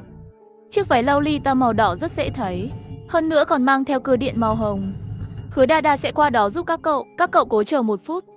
Không đánh lại nhớ gọi cho tôi. Azo, không đánh lại nhớ gọi cho tôi. Một ngày không làm bài, trong lòng tôi không vui phải không? Một bóng người nhỏ xuất hiện trong tầm nhìn. Hứa Đa mặc váy nhỏ xinh, mang một chiếc cưa máy màu hồng trên vai, nhanh chóng giải quyết một hàng thây ma. Lớp trưởng nhỏ, nếu như cậu ta là một người trong đội của chúng ta thì tốt rồi. Dựa vào cậu ta thật sự rất mạnh. Tân Lạc cũng tuyên bố nhiệm vụ tạm thời kết thúc, nghỉ ngơi tại chỗ nửa giờ. Đến đây, lớp trưởng nhỏ, cậu cất kỹ đi. Sau này, những thứ quan trọng của đội chúng tôi đều để bên cậu. Tổng cộng 12.000 nhất hạp, mỗi cặp 1 chia 3 là 4.000 viên. Cảm ơn anh Trần. Hứa Đa nắm lấy túi vải bố của chính mình, cất vào bên trong không gian. Anh Trần, nhóm của anh thực sự có không gian lưu trữ cho tất cả mọi người. Đúng rồi. Vương Uy Hổ đi đến, thảy đến cho đội báo săn và đội chim bồ câu trắng ném cho 2 gói mì. Wow, còn có loại đồ tốt như này nữa. Anh Vương, anh thật tốt quá. Cảm ơn anh Vương. Cảm ơn anh Uy Hổ. Lớp trưởng nhỏ, chúng tôi đi thôi. Tránh xa những kẻ hôi thối này ra. Chờ lát nữa, nếu anh Tần biết chúng tôi để cậu hít phải mùi thuốc lá, chắc chắn sẽ đánh chúng tôi. Tân Lạc vừa trở về thì thấy Trần Tiểu Phi biến thành chim, móng vuốt bắt lấy phía sau Hứa Đa, rồi cậu ấy lên trời. Tranh thủ lúc tôi không có ở đây còn có thể chơi như thế. Lão Vương làm chuyện này càng ngày càng thuận tay rồi. Quản người mới đâu ra đó. Đúng vậy, Lão Vương thích hợp nhất làm việc này. Cậu ta rất biết dỗ người. Tân Lạc lúc này cũng nhảy lên, ném một bao vào người Hứa Đa. Vừa đánh được dị thú cấp 2 đổi được vài viên nhất hạp. Nhất hạp của chúng ta bên này. Các cậu cất cẩn thận. Đều cất hết rồi. Tất cả đều ở bên lớp trưởng nhỏ. Thây ma nhỏ nhìn trong tay lại nhiều thêm nhất hạp con vật cấp 2 đó, rất vui mừng. Khi mệt mỏi đến sắp chớt ăn nhiều đồ ăn ngon như vậy, thật sự rất tốt. Lớp trưởng nhỏ, sao cậu lại giỏi như vậy? Cậu thật sự rất tốt bụng. Tôi không nhớ rõ những ngày không có lớp trưởng là những ngày tháng thế nào rồi. Còn có thể thế nào nữa, đói mà ăn lương khô thôi, khát nước thì uống. Không có Hứa Đa, chúng tôi còn muốn mỗi bữa đều có mấy món một canh. Ngoài nước lọc còn có các loại trà thảo mộc đang chờ chúng ta nằm mơ. Nói xong, Tân Lạc vô thức dùng đũa đỡ một cái chân gà cho Hứa Đa. Thật là có tình yêu à, rất tốt với đồng đội. Còn đốt cho ăn. Một số người không phải nói ai đánh thây ma ít hơn. Người đó là rác rưởi sao? Không phải dựa vào người khác giúp đỡ sao? Có bản lĩnh thì tự đánh đi. Này, chúng ta đánh được bao nhiêu nhất hạp? 6.300 phải không? Một hàng thây ma đều chạy về phía chúng tôi. Số tiền thu được này không phải là nhiều sao? 6.300, không phải chứ? Ít vậy sao? Anh Tần, họ nói ít nhất cũng có 20.000 viên nhất hạp. Không phải chứ? Không phải có người lấy 6.300 nhất hạp đã bắt đầu đem khoe rồi sao? Lớp trưởng nhỏ nhà tôi nói rồi. Đội 3A của chúng tôi có tổng cộng 25.200 viên. Ây da, không phải chứ? Anh Tần, anh nói xem có người thích khoe khoang vậy chứ? Các người đến làm sao? Làm tốt lắm, lớp trưởng nhỏ ngầu thật. Lớp trưởng nhỏ thật sự rất giỏi. Thời gian nghỉ trưa rất nhanh đã trôi qua. Thây ma mới lại tụ tập. Mọi người phải tiếp tục chiến đấu. Đến một điểm dừng trước khi trời tối. Di chuyển bên trong các tòa nhà cao tầng chưa hoàn thành. Đội Hoa Hồng được chia thành 2 nhóm, thay phiên nhau bảo vệ chúng ta đến đội Kim Bằng, canh nửa đêm. Đội 3A chúng tôi canh sau nửa đêm. Đội Báo Săn và đội Bồ Câu các cậu chờ lệnh bất cứ lúc nào. Đội Hoa Hồng. Kỹ năng sử dụng là tăng trưởng dã man, trực tiếp niêm phong cửa sổ tầng 3 của bọn họ, chỉ để lại lỗ thoáng khí. Nhân tiện còn có thể thông qua lỗ thông hơi này để quan sát tình hình bên ngoài. Vương Y Hổ nhìn không được, tìm Hứa Đa Đa để xin một số chăn, đều là của đội anh ta, ném cho mỗi người một cái. Miễn cưỡng đắp lên. Kim Xuyên Quỳnh đảo mắt trắng nhìn bên kia. Giả tạo. Sao anh thiếu tình yêu à? Cả đời chưa từng được ai quan tâm. Mặt đỏ rồi, gọi tôi một tiếng ba. Lão tử đắp chăn cho cậu. Kim Xuyên Quỳnh lập tức nắm chặt tay, cắn răng nghiến lợi. Đồng đội của hắn đều nhanh chóng đắp chăn. Xem trò chuyện, bị mắng cũng đáng. Đừng nhìn, lát nữa mắt véo, phải đi ngủ rồi. Anh ta vừa nói xong thì Hứa Đa Đa ngay lập tức tắt máy, nằm trên vai anh ấy. Thật sự nói ngủ là ngủ à? Cậu cũng nhanh quá rồi. Tần Lạc giơ tay lén lút nhéo mặt. Lạnh lạnh nhưng rất mềm. Cuối cùng hắn cũng dựa vào tường và ngủ. Này, anh Tần và lớp trưởng nhỏ vậy là ngủ rồi. Trần Tiểu Phi chú ý dùng từ một chút, là hai người họ dựa vào nhau ngủ. Không phải như vậy có khác gì sao? Đến nửa đêm đột nhiên chuyển đến. Từng đợt tiếng bước chân. Bang bang bang. Mộc Mai nhìn bên ngoài mặt lập tức trắng bệch, bởi vì nơi này của cô ta đang đối mặt với quái vật thây ma. Bộ não con người khổng lồ thật đáng sợ. Người đàn ông này mỗi ngày đều bị đánh 2 lần. Một ngày không đánh toàn thân khó chịu. Không chỉ thích bị đánh vào mặt, còn thích bị điện giật. Hóa ra là miệng của hắn quá xấu. Các thành viên đã uống thuốc dị năng, đã lấy vũ khí mới, chuẩn bị trang bị cẩn thận, chuẩn bị xuất phát, trò lớn đã trở lại rồi. 5 đội trị thành 3 tiểu đội. Đội Kim Bằng, đội Hoa Hồng, đội Báo Săn, đội Chim Bồ Câu Trắng. Không ngờ, đội Hoa Hồng cũng ở đây, tôi đoán Tiến Xuyên nghèo đến mức tức chớt. Chị Mai ở đây là được rồi, cũng có người có thể ngăn cản người đó, hơn nữa chỉ cần có chị Mai ở đây, nhiệm vụ gần như xong rồi. Nhưng mà mấy ngày rồi không ra ngoài, cảm giác như chúng ta sắp giống như sa mạc rồi. Bên trong và bên ngoài căn cứ là hai thế giới khác nhau, vì vậy không thể ở lại căn cứ quá lâu. Dễ có cảm giác khủng hoảng. Ăn nhất hạp cái là khác rồi. Nhìn đôi mắt nhỏ này xem rất linh hoạt. Thây ma nhỏ tức giận nhìn chằm chằm vào anh ta, đồ xấu xa ngày nào cũng đùa giỡn với cô ấy. Ngoài ra còn có 14 ly trà sữa. Các người ai muốn uống? Hứa Đa Đa nhận được trà sữa tâm trạng trở nên tốt hơn. Quả nhiên, thiên thần đã tự chữa khỏi. Làm cái chức vụ đội trưởng này đúng là chu đáo. Hứa Đa Đa uống trà sữa, nhìn thẳng vào Tần Lạc. Và uống trà sữa của cậu đi. Một ngày sau, 5 đơn vị chiến đấu đến trạm thu phí. Chuẩn bị hành động cho ngày thứ 2. Tôi đã nói rồi, hãy nghe tôi. Tôi là tổng chỉ huy đội lần này. Cậu là cái thái gì? Nghe lời cậu, bắn thẳng bằng đạn dược. Lỡ còn có người sống sót thì sao? Cho dù có người sống sót, các nhà nghiên cứu và những người sống sót ai có giá trị hơn? Những người bình thường bị bệnh chưa đủ nhiều sao? Chớt thì chớt. Mạng của người bình thường thì không phải là mạng sao? Tôi đã nói rồi, lần này tổng chỉ huy là tôi. Các người phải nghe lời tôi. Này, làm gì vậy? Thây ma còn chưa đánh, người trong nội bộ đã đánh lẫn nhau rồi sao? Chú hề cũng chỉ là một chú hề, ngày nào cũng chỉ là một chú hề. Được rồi, tiết kiệm chút sức lực đánh quái vật không được sao? Hứa Đa Đa thò đầu ra từ phía sau Tần Lạc. Sao cậu lại theo tới đây rồi? Không nghỉ ngơi trên xe à? Đi ngủ một giấc đi. Thây ma nhỏ liền kêu lên một tiếng. Cô ấy sợ trò lớn bị người bắt nạt nên qua đây xem. Nếu không yên tâm, nhưng hình như không ai dám bắt nạt cậu ta. Mê mâng, thây ma nhỏ của anh có chút dễ thương. Thật ngại quá, đội viên quá dính tôi rồi không còn cách nào khác. Trước đội trưởng tôi đã làm quá tốt, làm cho người ta thích. Đây là đội viên mới của anh đó sao? Đúng là dễ thương. Đội 3A của chúng tôi đặc biệt nhận thành viên mới. Hứa Đa Đa dị năng người tốc độ. Thây ma nhỏ biết giới thiệu bản thân, cũng đứng ra, hừ một tiếng. Mát mẻ, nhìn có vài phần giống Tần Lạc. Chào đồng chí Hứa. Đội trưởng Tần, cậu thật sự mang theo một người dị năng như vậy. Căn cứ nghĩ sao vậy? Thật sự cho phép cô ta ra?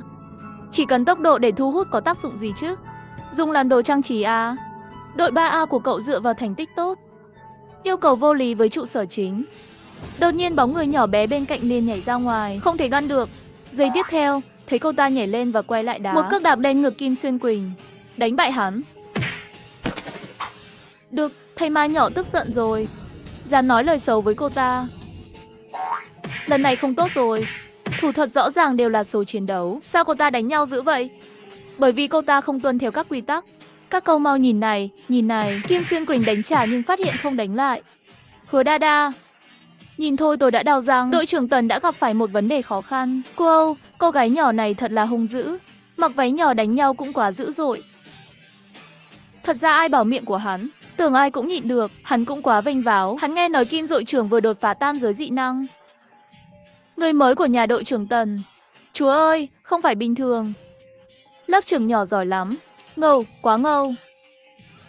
3 ngày huấn luyện đặc biệt có hiệu quả rất tốt. Quay lại đi, đừng đánh nữa. Hứa Đa Đa từ từ đi về. Đi thẳng đến bên cạnh Tần Lạc. Mọi người nghĩ cô ta định làm gì? Kết quả cô ta đưa bàn tay nhỏ ra. Trên đó bị một vết thương nhỏ. Còn cứng rắn như vậy làm gì? Nhìn tay bảo bối của chúng ta đi. Trần Tiểu Phi bọn họ xem xong cũng là đau lòng không kém. Quay đầu lại là được rồi. Kim Đại Bằng, anh bị bệnh à? Chỉ là trò chuyện, cậu còn dùng dị năng làm gì? Không biết xấu hổ. Thật không biết xấu hổ. Đều là chiến hữu. Kim Đại Bằng, người này đúng thật sự là đồ cặn bã. Thầy ma nhỏ muốn vén váy lên cho hắn xem.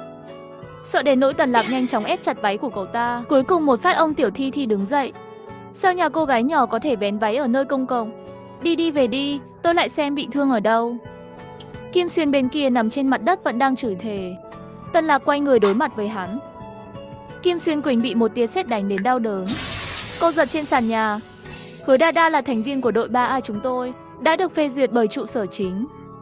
Không phục, cậu tìm trụ sở chính thêm đi. Một câu nữa. Lần sau cậu nói với tôi 2 chiêu. Bắt nạt một thây ma nhỏ như vậy còn là đàn ông gì chứ? Sau khi Tần Lạc nói xong câu này, quay đầu ôm thây ma nhỏ rồi đi xem chân cho cô ấy. Được rồi, bây giờ chúng ta hãy nói về tuyến đường cứu hộ. Người bình thường cũng có nhân quyền. Tôi hứng thú hơn với lộ trình của đội trưởng Mộc. Chúng ta đến nói chuyện một chút. Đội báo săn giỏi phục kích. Đội bồ câu trắng giỏi quấy nhiễu. Đội hoa hồng thích hợp để rớt. Đội kim bằng phù hợp để chống thương tích. Vậy tiểu đội 3A của chúng tôi phù hợp để vận chuyển. Chúng ta ở đây phân bổ một chút chiếm chỗ thế nào? Tóc của Kim Xuyên tức đến cháy tóc. Các đồng đội của hắn cũng rất tức giận. Bên kia chửi thề. Đội 3A cũng quá thích giành hào quang rồi. Thật không biết xấu hổ.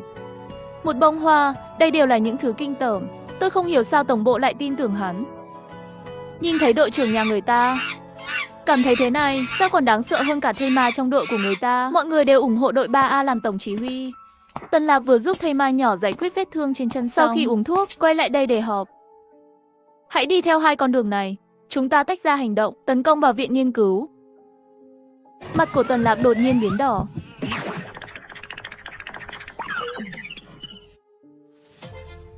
Một thây ma lớn đột nhiên xuất hiện, lặng lẽ chờ nó hành động. Nhìn nó đi về phía viện nghiên cứu.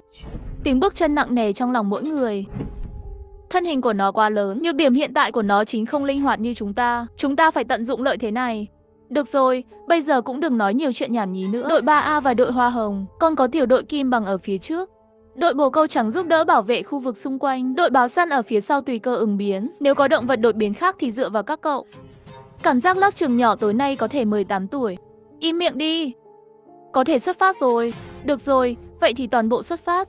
Bên trong đêm tối, có hơn 30 thân thể nhảy xuống từ tầng 3, lặng lẽ chạy về phía trước. Trần Tiểu Phi đem Bạch Thư sắp xếp đến một địa điểm bắn tỉa hoàn hảo, đi thu hút sự chú ý của nó. Đồ hôi thối, chúng ta đến để lấy mạng cho của ngươi. Trực tiếp bắn vào con thây ma to lớn, nhưng đã bị nó né tránh. Bắn phát thứ 2 ngay lập tức vào ngực nó. Viên đạn bị trúng đạn, dính đầy máu. Vương Uy Hổ đã xông lên, chém cho thây ma vài nhát thật mạnh. Sau khi chém thây ma, anh ta nhanh chóng bỏ chạy, giống như một con mèo lớn chống lại một con chuột. Nhưng anh ta có thể tạo ra một vết thương lớn. Phía trên chuyển đầy mây đen.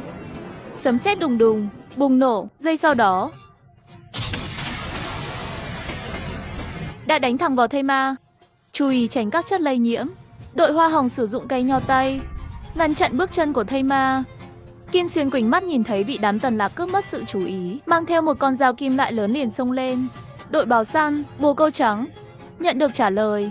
Nhận được. 2 đội CC cậu trực tiếp đến viện nghiên cứu giải quyết người sống sót đi. Tình huống bên trong tạm thời chưa biết. Tự mình cẩn thận đấy. Được rồi, đã hiểu. Thứ này là gì vậy? Khó đánh quá.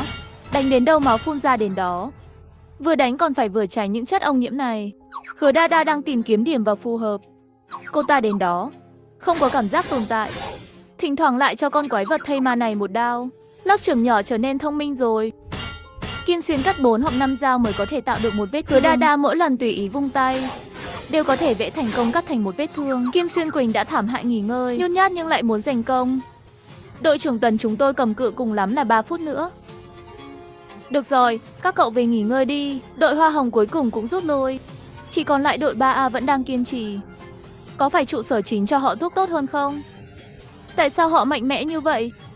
Đội Hoa Hồng cuối cùng cũng không chịu nổi, trực tiếp đánh cho đội Kim bằng một trận. Cuối cùng Hứa Đa Đa một đao đánh ngã thây ma, trực tiếp nhảy tới trước mặt nó chém một cái, cho nó đi một cách nhẹ nhàng. Lấy một cái ra. Mệt quá đi, tôi buồn ngủ chết mất, thứ này thực sự rất khó đánh. Đội Báo Săn và đội Bồ Câu Trắng, họ cũng đã cứu được những người sống sót. Trụ sở chính của Nhiên không bỏ rơi chúng tôi gần như nghĩ chúng ta đều sẽ chết ở đây. Nên làm, để mọi người kinh sợ rồi. Nếu trụ sở chính có thể cử chúng tôi đến cứu các bạn, cho dù gặp phải quái vật nguy hiểm, tiểu đội Kim Bằng của chúng tôi cũng sẽ cố gắng hết sức để cứu các bạn. Lần này hoàn thành nhiệm vụ thành công nhờ có đội 3A. Họ đã tốn rất nhiều công sức. Mọi người đều vất vả rồi. Hóa ra họ là 3A. Thật mạnh quá, bọn tôi ở trên tầng 4 đã nhìn thấy hết rồi. Sau đó toàn dựa vào bọn họ đánh quái vật, thật sự mạnh. Không hổ là 3A. Tần đội trưởng bọn họ thật sự vô địch. Lớp trưởng nhỏ cũng rất đáng tin cậy. Nhìn một cô bé nhỏ nhỏ dễ thương, đánh lên thì thật hung dữ. Cậu ấy thật tuyệt vời khi quay lại cứu chúng tôi trước đó. Không biết lớp trưởng nhỏ mà các cậu nhắc tới là ai? Đó là người mới bên đội của anh Tần. Là một thây ma, rất lợi hại. Lúc đầu cậu ở với Đại Kiều, có thể bị cậu ta bắt nạt không? Cậu ta là một kẻ xấu xa, người phụ nữ đầy mưu mô. Đại Kiều rất tốt, cậu ta sẽ không bắt nạt tôi. Cậu im miệng đi, quái vật thây ma này, trên nó có phải có thứ các cậu cần dùng trong nghiên cứu đúng không? Cần thì thu thập càng sớm càng tốt, nếu không chúng tôi sẽ đốt nó. Mê mơn, Chu Tư Kỳ đi qua bắt đầu thu thập. Hứa Đa Đa cũng đến giúp thu thập. Tân Lạc thở dài một hơi, cũng đi qua giúp đỡ. Ai bảo cậu ấy là tiểu bảo của đội chúng ta chứ? Anh Vương, chúng tôi về đây. Các anh đi làm gì vậy? Không về cùng nhau sao? Chúng ta cùng nhau về đi. Tôi còn muốn thêm thông tin liên lạc với các cậu. Lần sau cùng nhau đi làm nhiệm vụ đi. Tôi cảm thấy quá an toàn khi làm nhiệm vụ với các cậu. Làm quen với đội chúng tôi. Nhân tiện đảm nhiệm nhiệm vụ khác, các cậu phải chắc chắn cố gắng theo kịp, tập luyện nhiều hơn. Quay về huấn luyện đặc biệt tốc độ. Đợi khi các cậu đến đồng đội của các công đã chết rồi. Còn có hôm qua khi tiêu diệt thây ma đến cười chết, Lão Vương lại mắng người mới. Cậu ấy thậm chí còn không nghĩ mình trông dễ thương với đôi tai hổ trên đầu. Cậu ấy có thể tự hát bài giết Fesi, Aiter Fesi. Tần Lạc phát hiện, Hứa Đa Đa nhìn chằm chằm vào đuôi. Hứa Đa Đa lại nhìn chằm chằm vào đuôi sói của Tần Lạc. Mặt Tần Lạc đỏ lên. Kết quả cô ấy quay lưng đi. Tiêu rồi, lớp trưởng nhỏ không cần anh rồi. Mau cút cho tôi đến tình đầu, không cần anh nữa rồi. Đến anh ấy vội rồi. Tần Lạc chán nản, cậu ta lười để ý đến hai người này, mà là trực tiếp bước đôi chân dài đi tìm thây ma nhỏ. Đêm qua cậu ấy như một người trưởng thành. Tần Lạc đã tìm thấy thây ma nhỏ. Cô ấy lấy ra từ không gian của đội 3A một chiếc xe địa hình và tự mình trèo lên đó. Trước đây cô ấy còn không thể leo lên được. Anh ấy cũng vội vàng leo lên xe thì thấy cô ấy bỏ ở hàng ghế. Không phải chứ, cậu sao vậy? Chỗ nào không thoải mái? Sau khi nhìn thấy bướm lá khô trong lòng không vui. Buồn à? Nghĩ đến bản thân mình à? Cậu nói cho tôi biết đi. Thây ma nhỏ quay đầu đối diện với ánh mắt của hắn. Sau đó anh ta ngây người một chút, xác sống nhỏ nhìn bên ngoài xe, gật đầu. Không có ai bên ngoài, nhìn vào bên trong xe. Rất tốt, chó lớn đang ở đây. Thi hài lòng. Cô ta vỗ vỗ vào cái ghế, ra hiệu cho anh ta nhanh đến ghế ở hàng sau. Anh ta nghe theo lời của Tiểu Thi cúi người quay xuống ghế sau. Giây tiếp theo cả người liền bị cô ta kéo qua. Đội trưởng Tần đóng băng. Hứa Đa Đa không thể chờ đợi để véo lông trên đỉnh đầu của anh ấy. Nhiều lông, dày nhéo thật mềm mại. Cả người cô ta đều vui lên, mắt sáng rực. Tần Lạc đỏ cả mặt.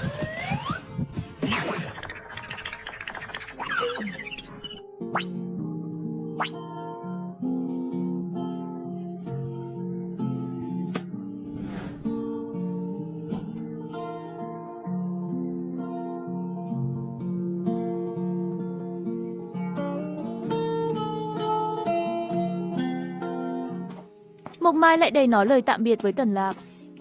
Vương Uy Hộ cười chỉ thẳng vào trong xe. Tần Lạc ngồi ghế sau cùng bên cạnh cậu ta, vẫn còn một con thây ma nằm. Các cậu đây là...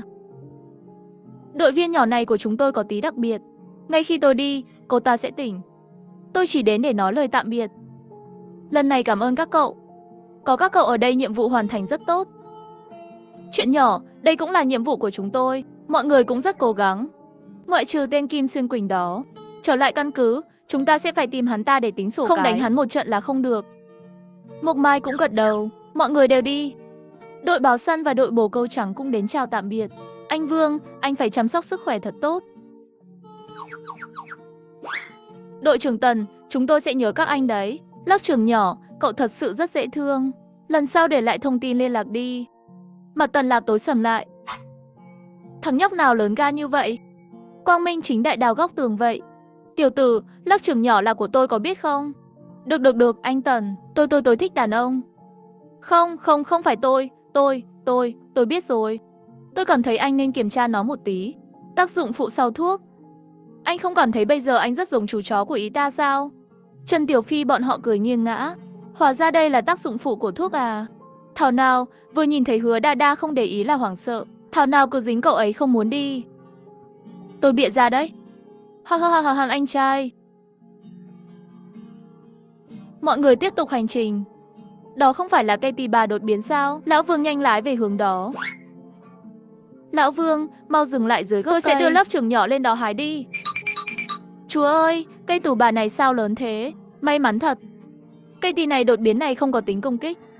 Tiểu Phi có thể hái được bao nhiêu thì hái bấy nhiêu đi. Đội trưởng Tần không vui, nhưng anh ta không nói. Tôi yểm hộ, hai người đi. Trần Tiểu Phi cười. Ha, lớp trưởng nhỏ cậu mau nhìn xem chúng ta bay lên rồi. Cậu nhẹ hơn Bạch Thư nhiều. Đưa cậu vui hơn. Đi, chúng ta mua thu nhiều trái tỳ bà chút. Trần Tiểu Phi hái một trái rồi bắt đầu ăn. Trời à, ngọt quá rất ngon.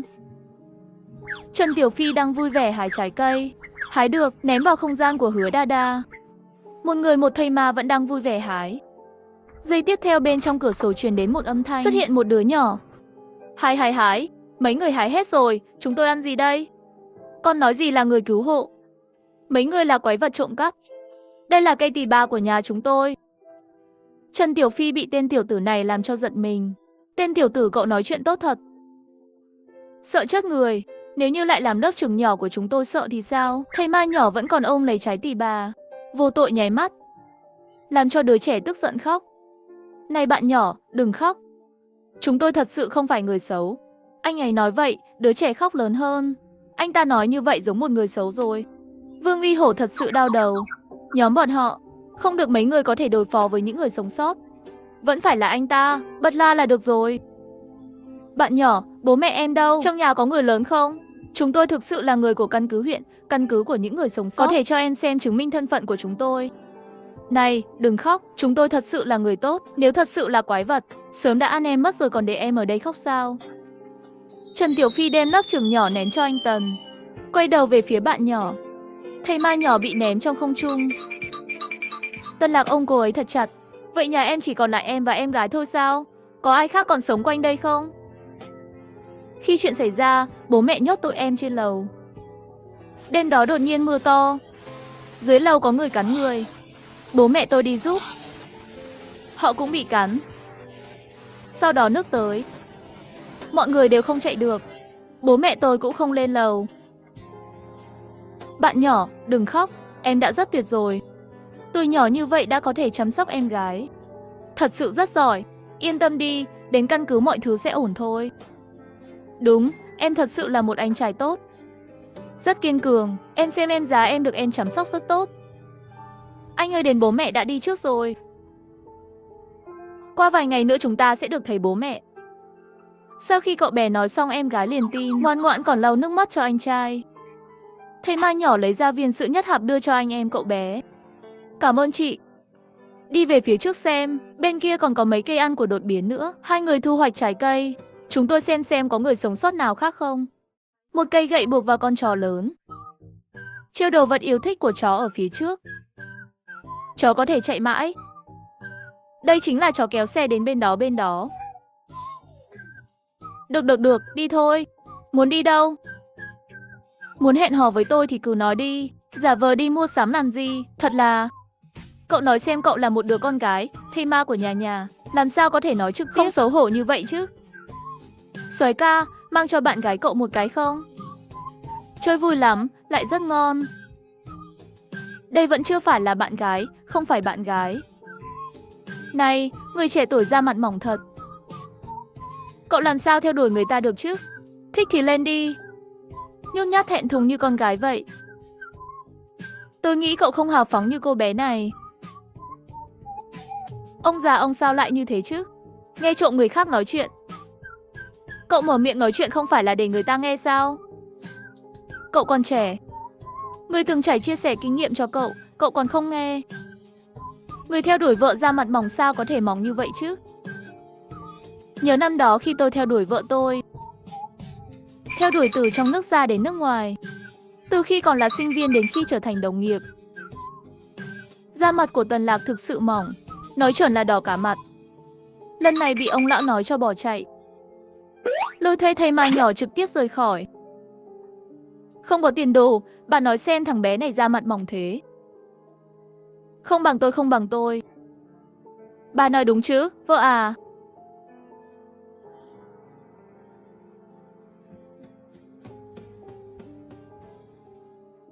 Lớp trưởng nhỏ, mau nhìn này. Rất nhiều qua. Ôi trời, tôi chưa bao giờ thấy một con quá lớn như vậy. Căng của nó còn bự hơn đầu tôi. Có bao nhiêu thịt đây? Muốn ăn. Còn có rất nhiều hải sản. Đúng rồi, trụ sở chính nói không thể không quản những hải sản này. Nếu để chúng nó tiếp tục ăn, sớm muộn gì cũng phải ăn từ AC đến thành phố của chúng ta. Tôi sẽ ném vài viên đạn để thử. Quả nhiên những hải sản này nhìn thấy bom, nó bị nổ tung và rơi xuống. Đột nhiên, một mùi hương tươi mát cực kỳ nồng nặc đã bay ra ngoài. Thật thơm đến hải sản tươi thật. Muốn ăn đến Trần Tiểu Phi và Hứa Đa Đa thì lập tức bắt đầu chảy nước bọt. Tham lam. Trời ơi, hải sản này sao lại thơm thế? Thứ ăn có được không vậy? Chúng ta mau mang về. Anh Tần hay là quay lại đi, đừng đi nữa, tôi bay ra ngoài lấy đây. Thật là... Hứa Đa Đa cũng thèm đến chảy nước miếng, trời ơi. Được, đi. Tiểu Phi, hai người đi nhặt đi, chúng tôi ở đây canh gác giúp các cậu. Đi. Lớp trưởng nhỏ, chúng ta sắp giàu rồi, ha ha. Thực sự có được hải sản tự do rồi. Ăn, để các người ăn. Nhà cửa đều bị các người ăn hết rồi. Trần Tiểu Phi vừa mắng, vừa bắt hải sản. Cũng may là chưa lấy thứ này đến đừng ăn tôi. Nếu ăn tôi sẽ trở nên ngu ngốc đó. Bọt biển, tôi sắp bị ăn rồi. Cứu tôi. Hứa Đa Đa cùng với Trần Tiểu Phi chạy khắp nơi. Không nhanh quá đâu. Thật sự rất tuyệt. Lớp trưởng nhỏ nhanh lên. Bên kia còn có một vật rất lớn. Đột nhiên bên cạnh tối dần. Không phải là trời mưa, mà là có một thứ to lớn xuất hiện. Hứa Đa Đa rất nhanh chạy trốn. Thuận tiện tạo ra một lớp màng bảo vệ. Hứa Đa Đa trực tiếp là một tấm chắn không gian, mới có thể tránh khỏi mực. Chết tiệt, loại mực này có tính ăn mòn. Lớp trưởng nhỏ, nhanh, chúng ta rút trước. Người dám ăn hiếp thây ma nhỏ nhà tôi sao? Đến trò lớn. Đánh nó đi. Con bạch tuộc lớn như vậy có thể làm được bao nhiêu viên bánh bạch tuộc đây? Còn có chân bạch tuộc, ăn bạch tuộc chanh. Ngon quá. Những cư dân này có nhà không ở, nhưng lại phải dựng lều trong thành phố. Khách du lịch 4 nam 1 nữ đi mở phòng, nhưng chỉ ở một phòng. Căn cứ này có chút không bình thường. Xin vui lòng cho nhóm chúng tôi một phòng. Vâng, như vậy thưa tiên sinh, sếp chúng tôi nói rồi. Để cung cấp cho mọi người một môi trường nghỉ ngơi tốt hơn. Đặc biệt sắp xếp phòng lớn sang trọng cho mọi người. Bạn ơi, đội của chúng tôi không quen tách ra. Đội 3A của các cậu bị nghiện ăn khổ rồi. Người ta là lòng tốt của lãnh đạo, cậu còn không nhận. Đi thôi Tiểu Phi, đừng phí lời với họ. Lát nữa vào phòng tôi sẽ kiểm tra trước. Tôi có thể nhìn thấy rất nhiều thứ mà mắt thường không thể nhìn thấy. Có camera giám sát không là biết ngay. Ngay sau đó có người gõ cửa. Đó là Tiểu Lộc, người hướng dẫn đã chào đón họ. Trần Tiểu Phi trực tiếp kéo cô ta vào cửa. Đừng sợ, chúng tôi chỉ muốn hỏi bạn vài điều. Tiểu Lộc run lên vì sợ hãi. Nhưng cô ta vẫn chỉ vào chính mình, chỉ rằng có một cái gì đó bên trong. Nếu như vậy chúng ta dùng chữ viết để giao tiếp. Vâng, tôi chỉ ra ám thị. Căn cứ phụ trách tiếp đãi người hướng dẫn của bạn, Tiểu Lộc. Chào mừng, nhanh mời vào. Trần Tiểu Phi cũng lập tức phối hợp diễn kịch. Cầu xin các bạn hãy cứu chúng tôi với. Thị trưởng của chúng ta đang bị vệ sĩ của hắn bắt giữ. Bây giờ toàn bộ AC đều nằm dưới sự kiểm soát của hắn ta. Không ai trong chúng ta có thể trốn thoát. AC là một kẻ dị năng. Họ muốn lừa các bạn, để các bạn ở lại và làm việc cho họ. Trước đây có rất nhiều người đã phản bội. Có chuyện gì với vệ sĩ vậy? Có chắc thị trưởng vô tội không? Thị trưởng của chúng tôi rất tốt. Đó là vệ sĩ đó. Rất nhiều mệnh lệnh đều là hắn gửi đi. Gần đây bị thương nhập viện rồi. Và căn cứ của chúng tôi rất lạc hậu. Mọi người không có cách nào liên lạc với bên ngoài. Chúng tôi sẽ chuyển tiếp cho những người đi qua. Cảm ơn bạn đã thông báo. Được rồi, ở trong phòng tiệc trên tầng 18. Thời gian là 8 giờ rưỡi tối. Vậy thì trước tiên cứ như vậy đi, chúng tôi sẽ đến đó sau. Anh trai, cùng nhau chơi nào. Cút. Chó lớn là của tôi. Của tôi. Của tôi. Ngươi không được cướp của tôi. Hứa Đa sao ngay cả đánh nhau cũng dễ thương như vậy. Tiêu rồi. Anh Tần lại mê gái nữa rồi. Đàn ông đang yêu đều là kẻ ngốc. Không có lý do gì cả. Hứa Đa, quay lại thôi. Đây là phòng tiệc à? Sao lại giống cái lò vậy? Hứa Đa dính sát Tần Lạc. Móng vuốt nhỏ ôm cánh tay của anh ấy. Những sinh vật biển đột biến cũng phụ thuộc vào khả năng của bạn. Vất vả cho mọi người. Mọi người có yêu cầu gì thì cứ đề cập. Chúng tôi đáp ứng cho các bạn 100%. Vậy thì tôi có rất nhiều câu hỏi muốn hỏi. Chuyện gì xảy ra với khu lều ở lối vào căn cứ? Tại sao trung tâm thành phố trống rỗng? Căn lều bên cổng căn cứ lại đông đúc như vậy? Nhân viên căn cứ của các anh đều bị mù à? Phải, theo báo cáo, sinh vật biển đột biến này nghiêm trọng như thế nào? Tại sao sau khi chúng tôi đến, cảm giác cũng không nguy cấp như vậy? Lễ chào mừng ở địa điểm cũ. Bạn làm rất nhiều thứ lộn xộn đến đây để làm. Được rồi, anh đã lừa chúng tôi đến đây. Chính xác là muốn làm gì? Hãy cho tôi biết ý định của anh là gì. Thị trưởng Ngô có hơi hoảng loạn rồi. Thực ra những chuyện này tôi cũng bị ép buộc. Tôi cũng thực sự không có cách nào. Căn cứ thiếu những người dị năng. Tôi cũng không biết hết. Bây giờ tất cả đều là thế giới của những kẻ dị năng. Tất cả đều do vệ sĩ của tôi phụ trách. Là hắn muốn tuyển quân. Tôi cũng rất bất đắc dĩ, rất lo lắng. Giúp lập kế hoạch. Thành viên của đội Hoa Hồng lập tức sử dụng dị năng. Nhà tù thôi miên ảo ảnh. 3 dị năng đồng thời xuất hiện, bắt giữ thị trưởng Ngô này. Tôi là kẻ phản bội. Tôi đã phản bội trụ sở chính. Tôi cố ý đấy. Tôi chỉ muốn nhận các bạn vì lợi ích của tôi. Tôi chuẩn bị hạ thuốc độc các bạn. Chỉ cần sẽ hoàn toàn bị mê. Đến lúc đó các bạn chỉ có thể nghe lời của tôi thôi. Trụ sở chính có gì tốt? Trụ sở chính có gì lợi hại? Còn không phải là không dám tới bên này. Bên đây mới thật sự là được trời ưu ái. Thị trưởng vẫn chưa nói xong. Tần Lạc trực tiếp bắn một phát. Hắn ta ngã xuống đất rồi. Đúng là một người bình thường. Không phải chứa đội trưởng Tần. Nói rớt là rớt. Quá đột ngột rồi. Người này rõ ràng là một tên cặn bã. Còn nghe hắn nói nhảm làm gì?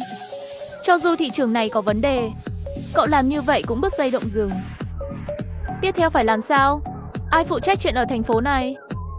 Có ai có thể đảm nhiệm vị trí thị trưởng không? Tự mình bước ra, để tôi xem. Có tự tin quản lý thì ứng cử. Cơ hội hiếm có, chưa từng làm chuyện gì hại trời hại lý, có không? Lúc này, đông đám đông có một người đàn ông bước ra. Khoảng 30 tuổi.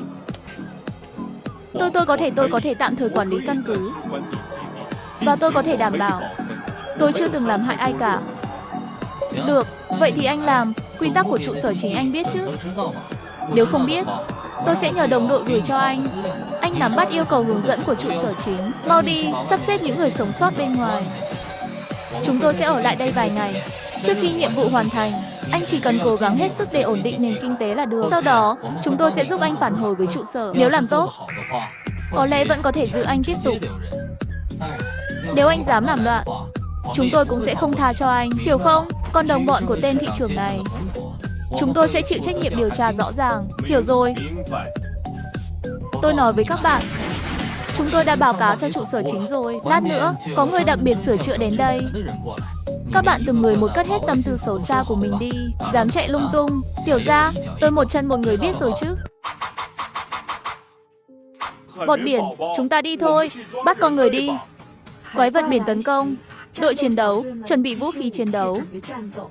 Vương Uy Hổ bận rộn ra cố tường thành. Kỹ năng của Trần Tiểu Phi đi kèm với con dao bay của anh ta. Đi tới đâu? Miễn là không phải là vỏ cứng, tất cả đều bị đâm chớp. Bạch Thư cầm một cây súng bắn cái quái vật biển nhỏ. Hứa Đa Đa luôn chạy theo phía sau Tần Lạc. Em bé bọt biển. Ngôi sao bà Trích. Bạch Tuộc.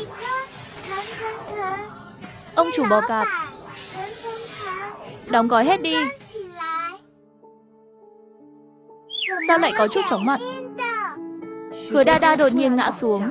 Tần Lạc nhìn lại thấy giật mình. Chạy nhanh đến. Có chuyện gì với cậu vậy, Hứa Đa Đa? Tiêu rồi, nhịp tim cũng không còn nữa. Trần Tiểu Phi bọn họ cũng phát hiện tình huống bên này. Nhanh chóng chạy đến. Lớp trưởng nhỏ sao lại ngất xỉu rồi? Anh Tần, ngón tay vẫn còn hơi nhúc nhích, không có dấu vết của chấn thương ngoài. Tóc cũng chuyển sang màu trắng. Chắc là tiêu thụ dị năng quá mức rồi. Tôi cũng không biết. Vừa rồi Hứa Đa Đa luôn chạy phía sau tôi. Đột nhiên ngã xuống. Hứa Đa Đa mau tỉnh dậy. Cậu không thể chết. Đừng lắc nữa, đừng lắc nữa. Lắc chết mất. Thịt bò kho, xương cừu nướng gà trắng, bánh bao nướng thịt cừu. Làm sao tôi có thể sống thiếu cậu? Ăn ăn ăn, chỉ biết ăn. Cậu không có lương tâm. Anh Tần đừng lắc nữa. Lắc nữa thì thật sự lắc chết rồi. Trần Tiểu Phi thật không có lương tâm. Anh Tần, có cần phải làm hô hấp nhân tạo không? Đúng vậy, anh Tần hay là hô hấp nhân tạo đi. Cút, cậu có thấy khi nào Hứa Đa Đa hô hấp không? Hứa Đa Đa, cậu đừng chết. Sau này, tôi sẽ không bao giờ trêu chọc cậu nữa. Cậu tỉnh lại được không? Chỉ cần cậu tỉnh dậy, cái gì tôi cũng đồng ý với cậu. Thật sao? Chỉ cần cậu tỉnh lại, cái gì tôi cũng đồng ý với cậu. Được lắm, Hứa Đa Đa. Cậu dám chơi tôi. Được rồi. Hứa Đa Đa trông rất mệt mỏi. Về nghỉ ngơi trước đã. Trần Tiểu Phi vừa đi vừa ngủ. Vương Uy Hổ đầu loạng choạng. Tần Lạc còn phải bế theo một thây ma nhỏ. Cậu nói xem cậu, hát không sợ chết mà. Có thể lấy được cậu đều lấy, ngày tháng còn dài. Có ai giữ đồ như cậu vậy không? Hứa Đa Đa nghiện tích trữ. Trực tiếp vùi đầu cất. Sau đó làm cho bản thân ngất đi. Suốt đoạn đường căn nhàn cô ấy không ngừng. Trần Tiểu Phi nhìn thấy lớp trưởng nhỏ có người bế, ghen tị muốn chết. Tôi mệt chết rồi, Lão Vương, Lão Bạch người ta cũng cần được bế. Muốn bế đến tôi sẽ cho cậu một cái tát, cậu có muốn không? Vương Uy Hổ vẫn đang đi bộ, nhưng hồn đã ra khỏi cơ thể rồi, không nghe thấy gì cả. Muốn bế. Không bằng, người ta muốn được bế. Cậu gọi Lão Tử một tiếng bố, gọi xong tôi sẽ bế cậu. Trần Tiểu Phi cảm thấy năng lượng của mình chỉ còn lại 1%. Sắp tắt máy rồi. Bố ơi, người bố tốt của con, mau bế con đi. Bạch Thư trực tiếp cúi xuống. Hai chân của Trần Tiểu Phi kéo dưới đất. Con chưa nhắm mắt ngủ. Cậu đây là bế hay là kéo vậy? Lão Tử chỉ cao hơn cậu 5 cm. Sau đó Tần Lạc quay đầu tìm họ. Phát hiện Vương Uy Hổ đã xuất hồn.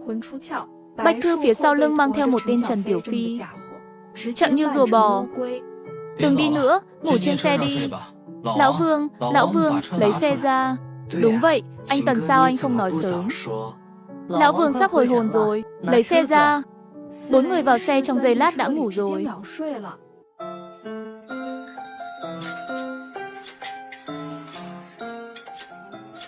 Tào Tháo, bên kia có một cái cây đột biến. Trông như một người đẹp. Phía sau nó có rất nhiều lồng chim làm bằng cành cây. Bên trong đó nhốt rất nhiều đồng đội của chúng ta. Nơi đó hơi kỳ lạ. Không thể nhìn thấy cái cây đó. Vừa nhìn sẽ bị hút vào. Tinh thần cũng muốn đi về phía nó. Có hiệu ứng dịch chuyển mạnh mẽ. Cây thiên đường đột biến này kết hợp con người, học sự xa lánh của con người. Giống như cây thiên đường vậy thì phiền phức rồi. Nhưng khi chúng ta vừa đến gần, dễ dàng bị cái cây này mê hoặc. Làm sao đây? Đến đừng nhìn thẳng vào mắt và cơ thể nó. Biết cách hóa giải là được. Vậy chúng ta không nên chậm trễ. Bây giờ bắt đầu thôi, hàng chục người đến cây mỹ nhân đã làm kinh động đến nó. Hứa Đa Đa lần này thật sự không được quá liều lĩnh. Nếu không, cây mỹ nhân sẽ ăn một phát hết thây ma nhỏ đấy. Hiểu chưa? Cây mỹ nhân đột biến đột nhiên sử dụng sức mạnh để dụ dỗ động vật đột biến. Chết tiệt, Tiểu Phi các cậu đối phó với các con dị thú, tôi với vài đội trưởng đối phó cây mỹ nhân. Tôi sẽ không bao giờ để cái cây này xâm chiếm tâm trí của mình. Giọng nói của Tiết Phong vừa dứt, vừa đúng lúc cái cây phát sáng. Một thân hình đẹp xuất hiện. Sau vài giây ngây người, bắt đầu trở nên ảm đạm. Từ từ đi qua đó, cái cây kéo anh ta lại trong vài giây, đã bị nhốt vào cái lồng trống. Đồ ngu ngốc. Tần Lạc chia thành mấy cục điện sét, nhắm thẳng vào cây mỹ nhân mà ném. Đáng ghét. Làm phiền sự yên tĩnh của ta. Giết các ngươi. Giết các ngươi. Hứa Đa Đa vung cờ điện cắt đứt rất nhiều dây leo. Đội báo săn và đội bồ câu trắng bị các dây leo đuổi theo. Dây leo của cây đẹp đột biến đều bị thắt nút. Do sức mạnh dị năng bị tiêu hao và tinh thần bị ảnh hưởng, trong tai họ bắt đầu có ảo giác âm thanh. Em trai, em thật dễ thương, không chơi với chị gái sao? Em nhìn chị một cái đi. Anh trai, anh thật tuyệt trai quá. Anh ơi, sao anh không nhìn người ta một cái? Người ta buồn quá đi mất.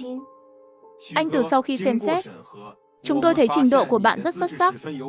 Quyết định thăng chức và tăng lương cho bạn, và đưa đội bồ câu trắng của bạn vào top 10. Liệt Dương, đội báo săn của các bạn đã làm rất tốt. Trụ sở chính quyết định thưởng cho tất cả các bạn nâng cấp thẻ không gian, thuốc pha loãng một loại cấp cao. Làm tốt lắm. Đội 3A của chúng tôi quyết định để đội bồ câu trắng các cậu gia nhập đội của chúng tôi. Gấu con, bà nội nhớ con rồi. Tại sao con không nhìn bà chứ? Bà ơi, là bà về rồi sao? Con thực sự nhớ bà ơi.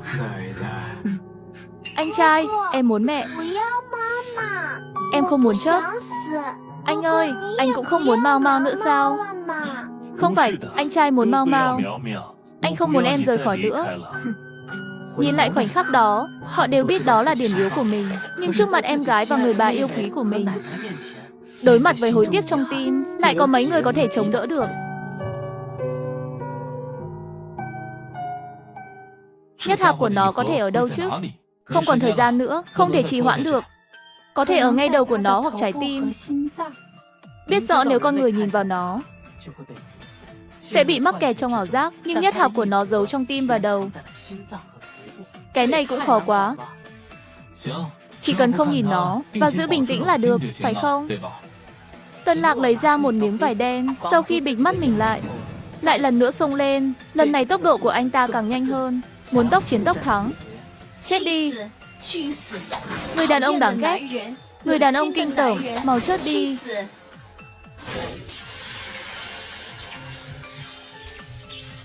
Tần Lạc đâm một dao thật mạnh, đâm thẳng vào eo của cây mỹ nhân. Sấm sét đánh vào nó, làm cho nó lắc lư, phát ra những tiếng gầm rú.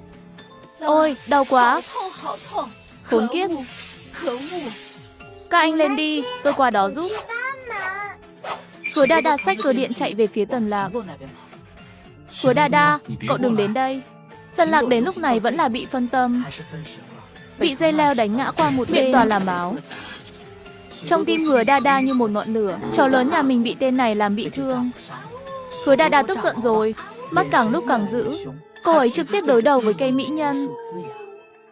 Hứa Đa Đa chạy đến bên cạnh Tần Lạc, cơ điện vừa vung, trực tiếp chặt một dây leo của cây mỹ nhân đột biến. Tôi đến giúp cậu. Hai người hợp tác ăn ý. Nếu cậu tiếp tục dùng sấm sét để tấn công, Hứa Đa Đa dùng cơ điện để tấn công các dây leo bên ngoài và cành cây. Hứa Đa Đa phát hiện mình nhìn vào cây mỹ nhân, cùng lắm là bị ảo giác một giây, sau đó sẽ trở lại bình thường. Hứa Đa Đa không chớp mắt, nhanh chóng bay lên trên, mặt không biểu cảm nâng cơ điện lên, chém bừa trên không trung, hình bóng màu trắng bạc bay trên cây mỹ nhân. Xuống đi, mau cút đi. Hứa Đa Đa không biết, bị đánh điên cuồng bởi dây leo của cây mỹ nhân đột biến, toàn thân bị thương. Tần Lạc nhìn thấy Hứa Đa Đa bị thương, bắt đầu nóng lòng, hỏa khí tăng lên, đâm một dao thật mạnh vào thân chính của cây mỹ nhân đột biến này, chút sấm sét vào vết thương. Tuy nhiên, anh ta cũng bị tổn thương bởi dị năng. Trên người trực tiếp chảy ra máu từ rất nhiều vết thương nhỏ. Cây mỹ nhân bị tiêu diệt. Hứa Đa Đa không có chỗ đứng, rơi thẳng từ giữa không trung xuống. Tân Lạc chạy đến đỡ. Cây mai nhỏ trực tiếp đập vào lòng hắn, phun một ngụm máu vào người cô ta. Đã nói rồi, bảo cậu đừng tới. Cậu không sao chứ? Tôi không sao, cậu nghỉ ngơi một lát đi. Giao dịch thua lỗ, rốt cuộc có hiểu không? Tốn một ít thời gian tôi cũng có thể giải quyết nó. Lẽ ra cậu không cần phải bị thương. Bây giờ thì tốt rồi. Hứa Đa Đa, cậu thật không biết nghe lời. Cậu tiêu rồi, lần này phải viết cho tôi một báo cáo. Hứa Đa Đa nhìn miệng của chó lớn, cứ mở rồi đóng. Cô ta trực tiếp nhảy lên, ôm cổ cậu ta rồi hôn. Hôn anh ấy như ăn thạch vậy, miệng đầy vui vẻ. Trên người Tần Lạc vốn gì đầy vết thương, bị cô ta làm như vậy, thân hình lập tức ngã thẳng xuống đất. Anh ta đỏ mặt nghiêng đầu muốn trốn cũng không thể trốn được. Hứa Đa Đa dính vào anh ta như một bữa ăn bừa bãi, thơm thơm, ngọt ngọt, mềm mềm. Hứa Đa Đa, cậu không thể uống rượu, hôm nay tôi rất vui.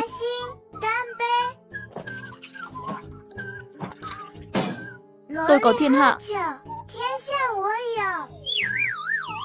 Không biết uống còn uống, đợi cậu tỉnh dậy xem tôi làm sao xử lý cậu. Tân Lạc không có cách nào, chỉ có thể cúi xuống một cái để bế cô ta lên, kéo cô ta lên vai mình. Hứa Đa Đa bị bế như vậy không thoải mái. Vì vậy, cô ta đã nhảy 2 lần. Tân Lạc không nhịn được, đánh vào mông cô ta một cái. Này, ngoan ngoãn một tí, cậu đúng là cần được dạy dỗ. Tân Lạc trực tiếp đem cô ta đóng gói đưa lên phòng, đi đến bên giường đặt cô ta xuống. Anh ta lại bắt đầu lải nhải. Được rồi, không bỏ xuống. Cậu đừng khóc. Tân Lạc đau đầu, như vậy làm sao chỉnh? Anh ta nhìn Hứa Đa Đa, tối nay có cảm giác muốn chớt. Tân Lạc chỉ có thể ôm cô ta đi qua lại, nhưng đêm nay ai chịu nổi. Cuối cùng anh ta chỉ có thể dựa vào ghế sofa, cứ để cô ta ngồi trên đùi mình. Cứu với, cậu cứ hành hạ tôi đi. Một ngày nào đó tôi bị cậu tra tấn đến cậu sẽ trở thành mốt quá phụ. Hứa Đa Đa choáng váng nhìn Tần Lạc, cái cổ quyến rũ, vừa cắn cổ anh ta nghiến răng. Tần Lạc sẽ kéo cô ta ra. Đừng, dừng lại. Nếu cứ tiếp tục, lát nữa không thể kết thúc được. Nhưng anh ấy vừa kéo, thấy Mai nhỏ lại bắt đầu ủy khuất rồi. Đừng khóc, cho cậu cắn. Ngày hôm sau Hứa Đa Đa vui vẻ đi ra ngoài. Tần Lạc bước ra với đôi mắt thâm quầng, với bộ dạng muốn chớp. Anh Tần, anh chú ý một chút. Hứa Đa Đa dường như đã đến thời kỳ nổi loạn rồi. Đây là lô thứ 2 của chất pha loãng. Mỗi người 10 cái. Tần Lạc cầm lấy chất pha loãng, nhanh chóng tiêm vào tay của mình. Nhưng chỉ giây tiếp theo, anh ta cảm thấy có gì đó không ổn, mặt bắt đầu nóng, nhiệt độ cơ thể bắt đầu tăng lên, mê mông, lần này phản ứng hơi lớn. Thật đấy, tim tôi đập rất nhanh. Hiện tại đều là phản ứng bình thường. Đừng lo lắng, Tần Lạc đỏ mặt thì được. Cổ cũng đỏ hết rồi, toàn thân nóng lên. Nhiệt độ của anh ta cao hơn những người khác một chút, phản ứng cũng nhiều hơn, thậm chí bắt đầu đổ mồ hôi. Đồng chí Đa Đa, cô chăm sóc đội trưởng Tần đi. Nếu có gì không thoải mái hãy liên hệ với chúng tôi bất cứ lúc nào. Tâm trạng chán nản và cáu kỉnh đều là phản ứng bình thường. Nếu có ham muốn cũng là chuyện rất bình thường. Hứa Đa Đa nhìn mặt đỏ ửng của Tần đại cẩu, không nhịn được nuốt nước miếng. Sao lại cảm thấy lạc lõng như vậy? Anh ấy thật quyến rũ, thật muốn cắn.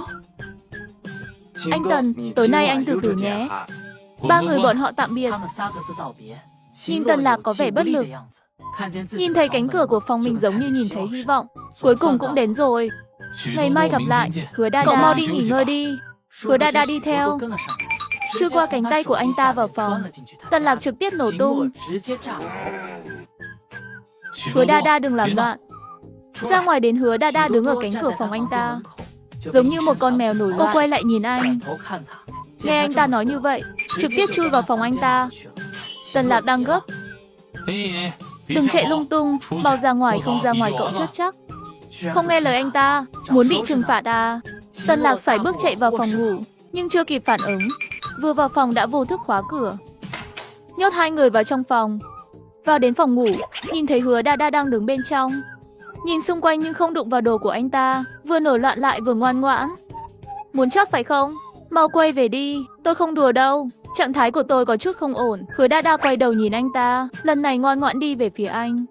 Nhìn lên anh ta, mắt của chó lớn rất đỏ. Cô ấy giơ tay kéo quần áo của anh ta, muốn kéo anh ta xuống. Không có cách nào, chó lớn quá cao. Cô ấy có nhón chân cũng không hôn tới. Tần Lạc nhìn thấy hành động này của cô ấy là biết muốn hôn mình rồi. Lập tức ngẩng đầu lên không hôn. Không hôn thì không chịu nổi nữa rồi. Hứa Đa Đa lập tức hừ một tiếng. Anh nhìn cô ta. Phải ủy khuất cho anh ta xem. Tần Lạc chỉ có thể thở dài. Cho. Hôn xong về ngủ đi. Anh ta cảm thấy đầu óc nóng hơn. Nhưng ý chí của anh ta không vững chắc chút nào. Bây giờ Hứa Đa Đa đã bị anh ta ném lên giường rồi. Một cái ăn sạch. Hứa Đa Đa sau khi đến gần anh ta cũng không hôn anh ta. Di chuyển mũi đến. Cô ta có thể ngửi thấy Tần Lạc bây giờ rất khó chịu. Không yên tâm, anh ấy ở một mình cho nên mới chui vào. Có chuyện gì vậy? Nhanh hôn đi, hôn xong mau chóng quay về. Nếu còn tiếp tục ở lại, hậu của cậu không thể chấp nhận được. Thây ma phản nghịch không hồi đáp. Hứa Đa Đa trực tiếp đẩy anh ta về phía sau, dọa cho Tần Lạc đứng dậy đi lùi lại. Giây tiếp theo, chó lớn đã nằm trên giường. Chết tiệt, dọa chết tôi rồi. Sao thế? Cậu làm gì thế? Hứa Đa Đa nghiêng đầu nhìn, ngạc nhiên phát hiện chó lớn bất ngờ bị đẩy ngã. Con chó mềm nhũn này cũng quá dễ bắt nạt. Tiêu rồi, Thi thật hư. Nhưng cô ta không muốn thay đổi. Hứa Đa Đa leo lên giường, ngồi lên người anh ta, cúi đầu xuống, khuôn mặt tò mò nhìn chằm chằm vào Tần Lạc đang nằm bên dưới. Tần Lạc bị cô ta làm cho tim đập loạn nhịp. Nhìn từ trên cao xuống không nhịn được cười. Cậu như vậy là đang muốn chỉnh tôi, đúng không? Đừng làm loạn nữa, ngoan. Tình huống này của tôi, cậu không thể giải quyết được. Nói nhiều, ai nói tôi không giải quyết được. Cậu còn dám hung dữ với tôi, cậu giỏi quá nhỉ. Lúc này anh ấy cũng hiểu. Hứa Đa Đa hẳn là không yên tâm anh ta. Tần Lạc vừa cảm động vừa đau đầu, chỉ có thể mở miệng khuyên cô ta. Cậu đừng quậy, cậu có thể hiểu cái gì chứ? Cậu không giúp được tôi. Hiện tại cậu chỉ là một xác sống ngu ngốc. Chúng ta cũng không thể tiếp tục trong tình huống này. Hứa Đa Đa ghét anh ta nói nhiều, chặn miệng anh ta lại. Hôn anh ta, hôn đến chó lớn cũng mơ hồ. Sau đó Hứa Đa Đa từ từ leo xuống. Hứa Đa Đa không được. Tối nay, làm cho chó lớn chớt đi sống lại, vui vẻ cả một đêm. Trần Tiểu Phi bọn họ 3 người đi tìm Tần Lạc. Kết quả vừa bước vào phòng khách, bị mùi hoa thạch nam nồng nặc, dọa 3 người bọn họ lập tức chạy ra ngoài. Mẹ ơi, anh Tần, chuyện này cũng quá đáng sợ, anh ấy cũng không sợ hư. Vương Uy Hổ mặt đầy xấu hổ, giả vờ như không hiểu gì cả. Đi thôi, chúng ta đến nhà ăn sáng đi. Trần Tiểu Phi mặt đầy không hiểu đến tại sao. Chúng ta không tìm lớp trưởng nhỏ sao? Anh Tần không dậy. Vậy chúng ta tự đi. Anh Tần không đến mức như vậy cũng ghen sao? Bạch Thư nhìn Trần Tiểu Phi như kẻ ngốc. Vương Uy Vũ sau khi hiểu, nụ cười ngượng ngùng. Vào một số thời điểm, ích của cậu thực sự không ra gì. Đi thôi, chúng ta đi ăn sáng nào. Cái gì? Lão Bạch, ngày nào cậu cũng nói tôi, không vui thì đấu trực tiếp đi. Mới sáng sớm đã lấy ích của tôi ra nói. Tại sao anh Tần không dậy? Chúng ta không thể đi tìm lớp trưởng nhỏ được. Anh ta nói đến đây mới ngơ ngác hiểu ra. Anh ta trừng to mắt nhìn phòng đội trưởng nhà mình, nhìn lại phòng của lớp trưởng nhỏ bên cạnh. Không phải chứ, không phải như tôi nghĩ đâu phải không? Tào Tháo, lần này là do phát hiện lượng lớn điện ở nước ngoài. Sau khi thảo luận trực tuyến quốc tế, cuối cùng quyết định cùng nhau đi lấy vật tư. Đây là nhiệm vụ trực tiếp cũng không thể từ chối được. Đúng là như vậy, đến lần này phải đi khí cầu. Cũng không biết khí cầu đã cải tạo. Cảm giác thế nào? Nghe nói tốc độ còn nhanh hơn cả máy bay. Trụ sợ chính lần này phái người dị năng có yêu cầu cấp, phải trên cấp 3. Nếu trong đội có người dưới cấp 3, không được phép tham gia. Lớp trưởng nhỏ còn có sát thủ kỹ năng. Qua cứng có thể không đến 1 đòn hay 2 đòn, có thể vượt cấp và rớt người rắn cấp 3 đó. Chúa ơi! Lớp trưởng nhỏ có thể đánh được cấp 6 sao? Quái vật đột biến của 7 ngôi sao. Lớp trưởng nhỏ quá giỏi. Không được, không thể được. Tình huống này vẫn đừng xảy ra nữa. Quá đau đầu. Rủi ro quá lớn. Hơn nữa năng lực không gian của lớp trưởng nhỏ chỉ dùng khi bất đắc dĩ, sẽ tốt hơn nếu không bị lộ. Sức mạnh của các hệ không gian khác bên cạnh đều phải theo người mọi lúc mọi nơi, bảo vệ và giám sát. Thật sự không tự do. Tôi không muốn trở thành nhà kho. Tôi muốn cùng các cậu chiến đấu đến cùng. Bảo bối, câu này cậu lãng mạn quá. Wow, chiến đấu đến cùng chúng tôi thật cảm động. Nếu như Lắc trưởng nhỏ lúc trước cùng chúng ta lạc hậu, nói không chừng thực sự đã làm được một số thành công. Trên chiến trường ghét nhất là bỏ lại đồng đội. Lắc trưởng nhỏ, một người bình thường chưa từng nhập ngũ. Thật tuyệt vời khi có ý thức này. Thi Thi bây giờ nhìn bọn họ đều phải ngẩng đầu nhìn. Nhìn mấy người bọn họ càng ngày càng cao. Có chút mệt mỏi. Tại sao chỉ có cô ta không cao? Quá bắt nạt thây ma rồi. Tự mình suy nghĩ cái gì đấy? Xoay tròn mắt. Hứa Đa Đa cảm thấy ngại ngùng. Nâng móng vuốt lên và đẩy anh ta ra xa hơn một chút. Cậu đẩy tôi. Sao cậu có thể đẩy tôi ra? Cậu không còn yêu tôi nữa. Sao cậu có thể như vậy? Hứa Đa Đa sợ mất mặt. Nhanh chóng nắm lấy cánh tay anh ấy. Bảo anh ta im đi. Sẽ rất mất mặt. Hứa Đa Đa bây giờ còn biết ngại ngùng nữa à? Rất tốt. Tiếp tục cố gắng. Phi thuyền này rất ngầu. Nhưng các cậu nói xem, sau này nếu tôi tiếp tục nâng cấp, có thể bay khắp thế giới không? Tôi là người có cánh. Người chim. Lắc trưởng nhỏ, cậu mau nhìn xem hai người bọn họ. Bắt nạt tôi. Đồ xấu, mau xin lỗi. Xin lỗi. Xin lỗi đến lớp trưởng nhỏ. Sau này nếu họ còn gây chuyện nữa thì phải dựa vào cậu. Hứa Đa Đa ngơ ngác, mặt đầy nghi ngờ. Chị gái của đội hoa hồng ở hàng ghế đầu không nhịn được cười. Bà rất vui. Hai đội trưởng của đội báo săn và đội bồ câu trắng nằm xuống ghế. Chị Đa Đa thật ngầu. Chúng tôi hợp tác với 3 quốc gia. Gần đó còn có tàu vũ trụ của các nước khác. Là địch hay là bạn vẫn còn khó nói. Sau khi đến nội thành, mọi người chậm rãi cẩn thận đi về phía trước. Gặp phải côn trùng đột biến thì cầm súng bắn trước. Nhìn xem là sô-cô-la. Là thứ gì vậy? Hứa Đa Đa nắm lấy anh ta, chỉ vào một xưởng sô-cô-la sang trọng.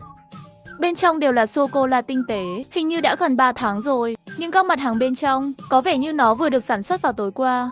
Rất mới, hơn nữa cửa ra vào và cửa sổ vẫn còn tốt. Kỳ lạ sao lúc này còn có sô-cô-la nữa. Hơn nữa còn rất mới. Không phải đen hỏng rồi sao? Hứa Đa Đa, cậu vào trước đi.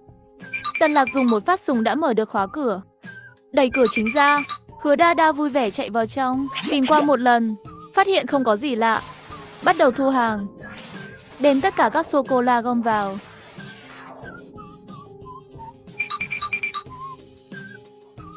Dễ thương chớt mất. Anh Tần mau nhìn xem. Tôi tìm thấy một siêu thị, nhưng món này đều còn tốt. Điều lạ hơn là rau quả trong siêu thị đều còn nước. Nơi này lạ thật. Cảm giác giống như mang theo hiệu quả bảo quản. Lắc trưởng nhỏ đi đâu rồi? Tôi đưa dưa hấu cho cậu ấy. Bên trong đó. Nhưng cậu thực sự không nghĩ. Cậu cầm dưa hấu đến đây có vấn đề gì không? Hả? Vấn đề gì vậy? Những dưa hấu này có độc. Không thể gom mà đến thẻ không gian của cậu đâu. Hoặc đợi lát nữa Hứa Đa Đa trực tiếp qua thu không được là được rồi sao? Cậu còn ông lấy dưa hấu chạy cả con phố, không sợ bị người khác nhìn thấy. Chúa ơi, thật là... Tôi cảm thấy hình như ít giảm xuống một chút. Hứa Đa Đa, làm xong chưa? Đi thôi. Nơi này có độc không? Lắc trưởng nhỏ này, cậu cất kỹ những trái dưa hấu này. Nơi này hơi lạ. Này, Lão Vương, Tiểu Bạch. Hai người đang ở đâu? Không đi xa chứ? Tôi đang ở ngã tư đường. Những thứ ở đây thật kỳ lạ. Hình như sẽ không bị hỏng. Tôi đang ở con phố bên cạnh các cậu. Tìm thấy những người tự do ở quảng trường. Họ đang đào một loại pha lê màu xám. Từ lời nói của họ, đây dường như là một loại tinh thể có thể bảo quản. Bên kia vừa vặn nhớ đến sự khiêu khích của người da trắng nuôi quỷ. Xem ra là bởi vì Bạch Thư nói chuyện bị phát hiện rồi. Hắn nói một loạt những lời bẩn thỉu, chửi thề rất kiêu ngạo. Ý nghĩa đại khái là người đàn ông phương Đông da vàng yếu đuối, rác rưởi, rất dơ bẩn. Phần còn lại không nghe thấy, bởi vì Bạch Thư đi đánh nhau rồi. Tiểu Bạch, đừng bốc đồng. Cần một cái bao, đợi chúng tôi nữa. Tọa độ bên này của tôi cách cậu gần. Tôi sẽ tới ngay. Sao có thể chịu đựng được, tôi sẽ đến ngay. Hứa Đa Đa mang theo cưa điện màu hồng cũng theo ra ngoài. Khi họ đến đó, Bạch Thư và Vương Uy Hổ hai người họ đánh 5-6 người. Hứa Đa Đa nhìn thấy những con quỷ nước ngoài này. Muốn lấy mạng bọn họ, cô ta lập tức cũng mang theo cưa máy xông vào bên trong. Bắt nạt bạn tôi thì đánh chết các người. Các con quỷ nước ngoài thấy Hứa Đa đi đến, họ còn dám nói câu tiếp theo, thậm chí còn nhìn cô ta từ trên xuống dưới với đôi mắt kinh tởm. Đã bị Tần Lạc kịp thời đến. Một chiêu đều bị mấy nhát dao. Nằm trên đất rất nhiều người. Nhưng không phải Tần Lạc khống chế một chút. Tất cả đều chết.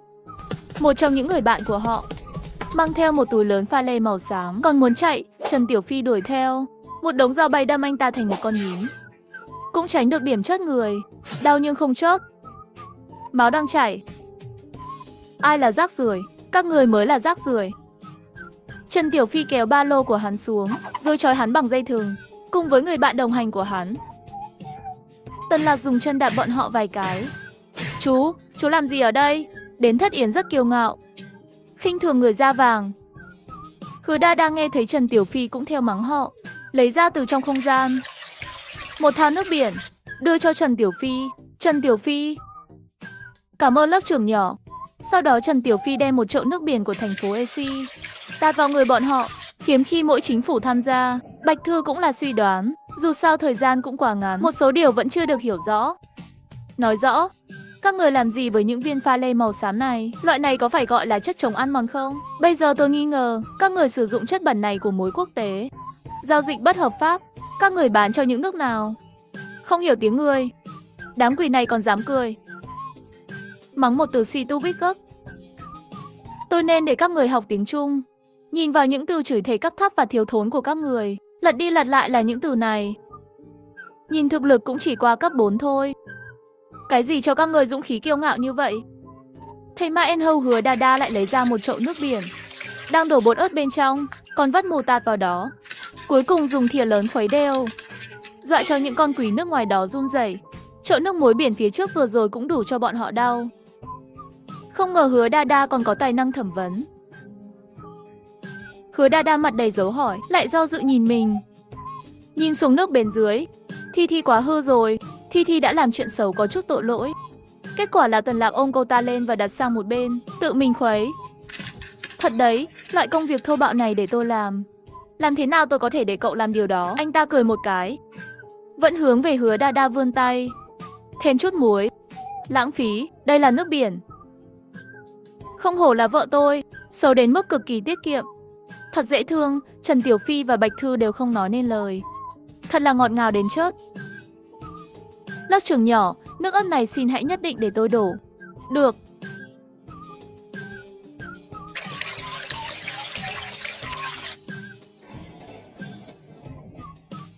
Bạch Thư dùng chút kiểm soát tâm trí, có thể kiểm soát đối phương. Thành thật mà nói, những thứ này được gọi là vàng chống ăn mòn.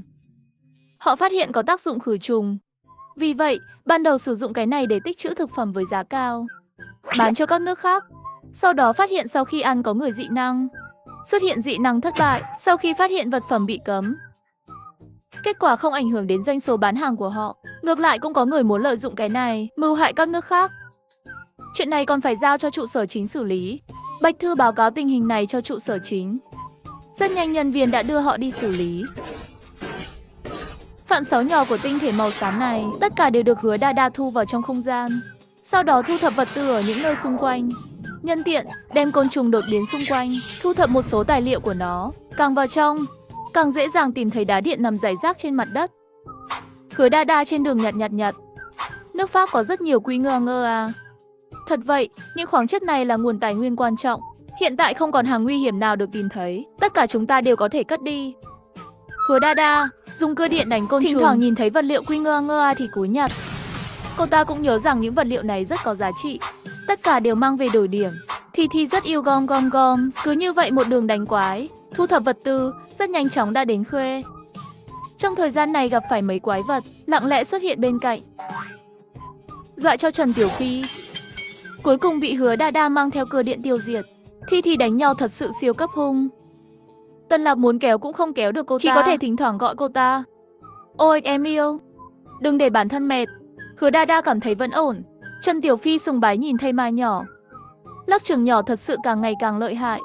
Cảm thấy an toàn. Đó là vợ tôi. Có thể không lợi hại sao? Anh Tần, anh cũng càng ngày càng không biết xấu hổ. Tần Lạc cũng rất tự hào. Hứa Đa tốt như vậy là người yêu của anh ấy. Một ngày bận rộn, các chiến đội đều tìm một chỗ nghỉ ngơi. Lên tầng 2 của cửa hàng trên phố. Đội trưởng hẹn hò, 3 thành viên trong nhóm bí mật theo dõi người khác yêu đương. Thật buồn khi họ chiến đấu với quái vật. Không có gì gần đây. Vậy chắc do anh nghĩ quá nhiều rồi. Nhưng tốt nhất là họ đừng làm phiền đến anh hẹn hò. Nếu không... Nhanh lên, mới vừa ra lò. Rất ngon. Đến sau khi Tần Lạc nướng xong xiên nướng, mới nhanh chóng gọi Hứa Đa Đa đến. Thi cắn một miếng, sau đó rút tăm ra. Chuối nướng trên lửa than rất ngon. Sao nào, ngon không? Ngon lắm. Tần Lạc lúc đầu còn rất tự trọng, cảm thấy mình nấu ăn giỏi. Kết quả phía sau cảm thấy có gì đó không ổn. Người ta hẹn hò đó là lãng mạn, kéo bong bóng màu hồng bay khắp bầu trời. Bên cô gái chắc chắn rất nhút nhát và ngọt ngào. Nhìn lại bạn gái thây ma nhỏ của mình xem, mặt không cảm xúc. Tần Lạc có thể cảm nhận được anh ta cảm thấy không được lắm. Hẹn hò không đúng chỗ. Cực quang sao còn chưa xuất hiện. Nếu không có gì trở ngại, chúng ta sẽ trở lại căn cứ vào ngày mai. Hứa Đa Đa ngẩng đầu lên nhìn. Thật sự đợi rất lâu, nhưng bây giờ cô ấy quan tâm hơn đó là tai và đuôi của chó lớn. Tay nó ngứa, tim nó ngứa. Xúc miệng sau bữa tối. Lau miệng đi. Cuối cùng rửa móng vuốt. Sau đó một người ngồi bên ngoài lều chờ cực quang. Tần Lạc chán nản ngồi xuống bên cạnh cô ta, ôm cô ấy xoa đầu. Ủy khuất. Hẹn họ không lãng mạn chút nào. Em không hề cảm động chút nào cả. Buổi hẹn hò đầu tiên quá bực bội.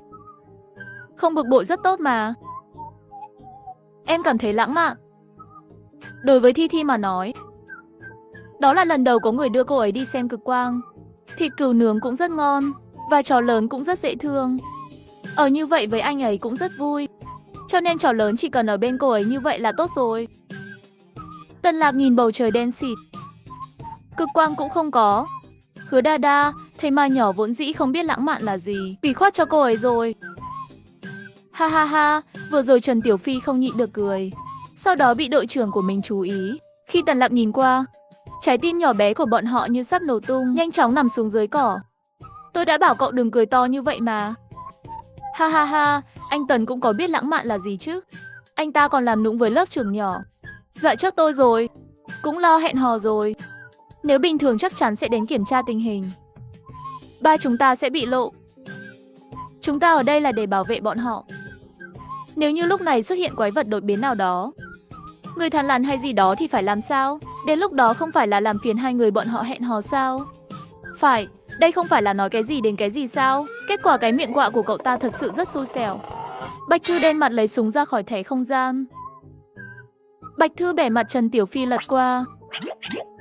Đôi mắt sáng lấp lánh đằng kia là con rết đột biến.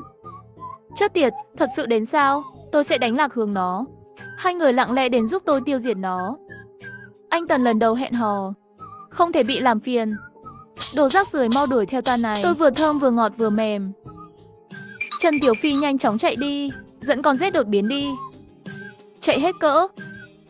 Đi đi, mau đi thôi. Thằng này trông có vẻ gai góc. Bạch Thư cầm súng đi theo. Vậy là ba người họ tối nay thật sự là đến đánh động vật đột biến. Ba người họ có siêu năng lực ở đây, cũng phải chú ý đừng động tĩnh lớn. Thật sự hơi khó. Tần Lạc và Hứa Đa Đa dường như có cảm giác. Nhìn đằng kia, phát hiện có động tĩnh. Tinh thần theo thói quen căng thẳng lên. Nhưng đợi nửa phút cũng không có gì lạ. Tần Lạc lại thở phào nhẹ nhõm. Đừng quan tâm nó, chắc chắn là quái vật đột biến đánh nhau và nuốt chửng nhau. Hôm nay tôi có tâm trạng tốt, không quan tâm bọn chúng. Nếu chúng dám tới, tôi sẽ tiêu diệt nó. Bây giờ chúng ta hẹn hò nhé. Hứa Đa Đa nhìn về hướng đó một chút. Thật sự hiểu rồi, bọn họ cũng đánh nhau rất lâu. Đây là thời gian nghỉ ngơi. Cô ấy cũng không muốn đuổi theo. Trong khu vườn nhỏ, đào. Chú chó nhỏ chơi với thây ma nhỏ. Đào trong mỏ đen lớn. Đào lên mỏ khoảng cho chú chó lớn. Sóng thần sắp đến. Vui lòng sơ tán càng sớm càng tốt. Sóng thần sắp đến. Vui lòng sơ tán càng sớm càng tốt. Đi thôi, mau rút. Tần Lạc lập tức kéo theo Hứa Đa Đa. Những người khác nhanh chóng theo kịp. Mặt đất bắt đầu rung chuyển. Mọi người nhanh chóng chạy, tới rìa nước Pháp sẽ an toàn. Hứa Đa Đa tiêu thụ một phần lớn dị năng. Tần Lạc ôm cô ấy trước người, chạy nhanh hết cỡ. Trần Tiểu Phi đang ở giữa không trung. Ngay sau đó, nhìn thấy đám côn trùng đột biến ở đó. Và những con thú đột biến đột nhiên ra đầu tê dại. Anh Tần, Phía đông có một bầy côn trùng đột biến. Ngoài ra còn có qua dừa và cá mập chân dài. Bạch Thư thở hổn hển, trên đường đi này căn bản không dừng lại được. Mệt quá, anh ta nghe xong đều không nhịn được đầy mặt dấu hỏi. Các đội tuyển quốc gia khác nói có sóng thần, toàn bộ chạy theo hướng này sao? Nhưng chúng ta bên kia là có phi thuyền đón chúng ta. Nhưng những thay đổi này, làm sao con vật biết chạy về phía chúng ta? Trần Tiểu Phi đã nhìn thấy từ xa. Một đám đông dị thú phía trước đuổi theo Kim Đại. Kim Đại Bằng, tôi sẽ giết cậu. Sao cậu dám mang quái vật về phía chúng tôi? Hắn đang chờ đợi thời cơ để báo thù. Thật là một người hẹp hòi. Kim Xuyên Quỳnh, hắn điên rồi à? Đây là viên đá sức mạnh của căn cứ.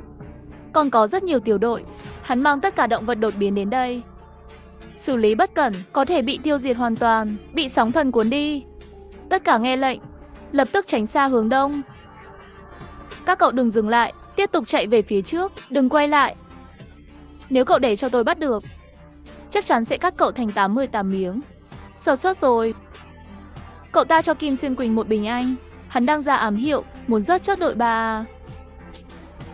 Tần Lạc vì để kéo dài thời gian, anh ta vừa chạy vừa giơ tay kéo sấm sét. Không keo kiệt, trực tiếp dẫn sét tấn công.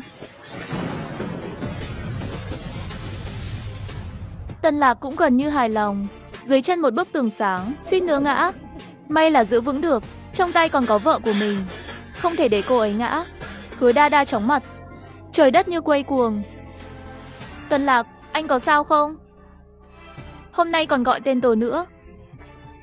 Gọi tên cũng rất hay. Hứa Đa Đa lại không có động tĩnh nữa. Tần Lạc sợ ít của cô ta lại giảm xuống, mau chóng không cho cô ta ngủ. Hứa Đa Đa, em vẫn ổn chứ? Đừng ngủ, chờ đến khí cầu để bác sĩ xem cho em rồi hãy ngủ. Em không bị thương đâu chứ? Nếu em bị thương mà không nói cho anh biết thì em tiểu đấy. Hứa Đa Đa có hơi lười mở miệng, muốn lấy lại tinh thần. Nhưng Thi Thi không có sức lực. Tần Lạc kinh hãi, dùng tay sờ sờ đầu cô ấy. Vẫn ổn chứ, đừng ngủ. Lát nữa lại thành Thi Thi ngốc thì sao? Không nhận ra anh nữa thì làm sao? Anh vẫn đợi đến khi em tỉnh lại kết hôn với anh này. Đợi lát nữa xem, tiến độ lại trở về điểm xuất phát. Vậy thì mình xui xẻo đến mức nào chứ? Hứa Đa Đa cảm thấy trò lớn cứ làm nhảm thật sự rất tốt. Nhưng ở trong vòng tay của anh ấy cũng rất ấm áp, không thể quên thích anh được. Thi Thi nói vài câu mơ hồ, Tần Lạc không nghe rõ lắm. Vừa ôm cô ấy vừa chạy.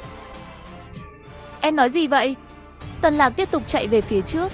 Phía sau sóng thần đã bắt đầu. Thật sự quá phiền. Hứa Đa Đa ôm chặt vào, anh sẽ tiếp tục tăng tốc. Hứa Đa Đa im lặng ôm chặt.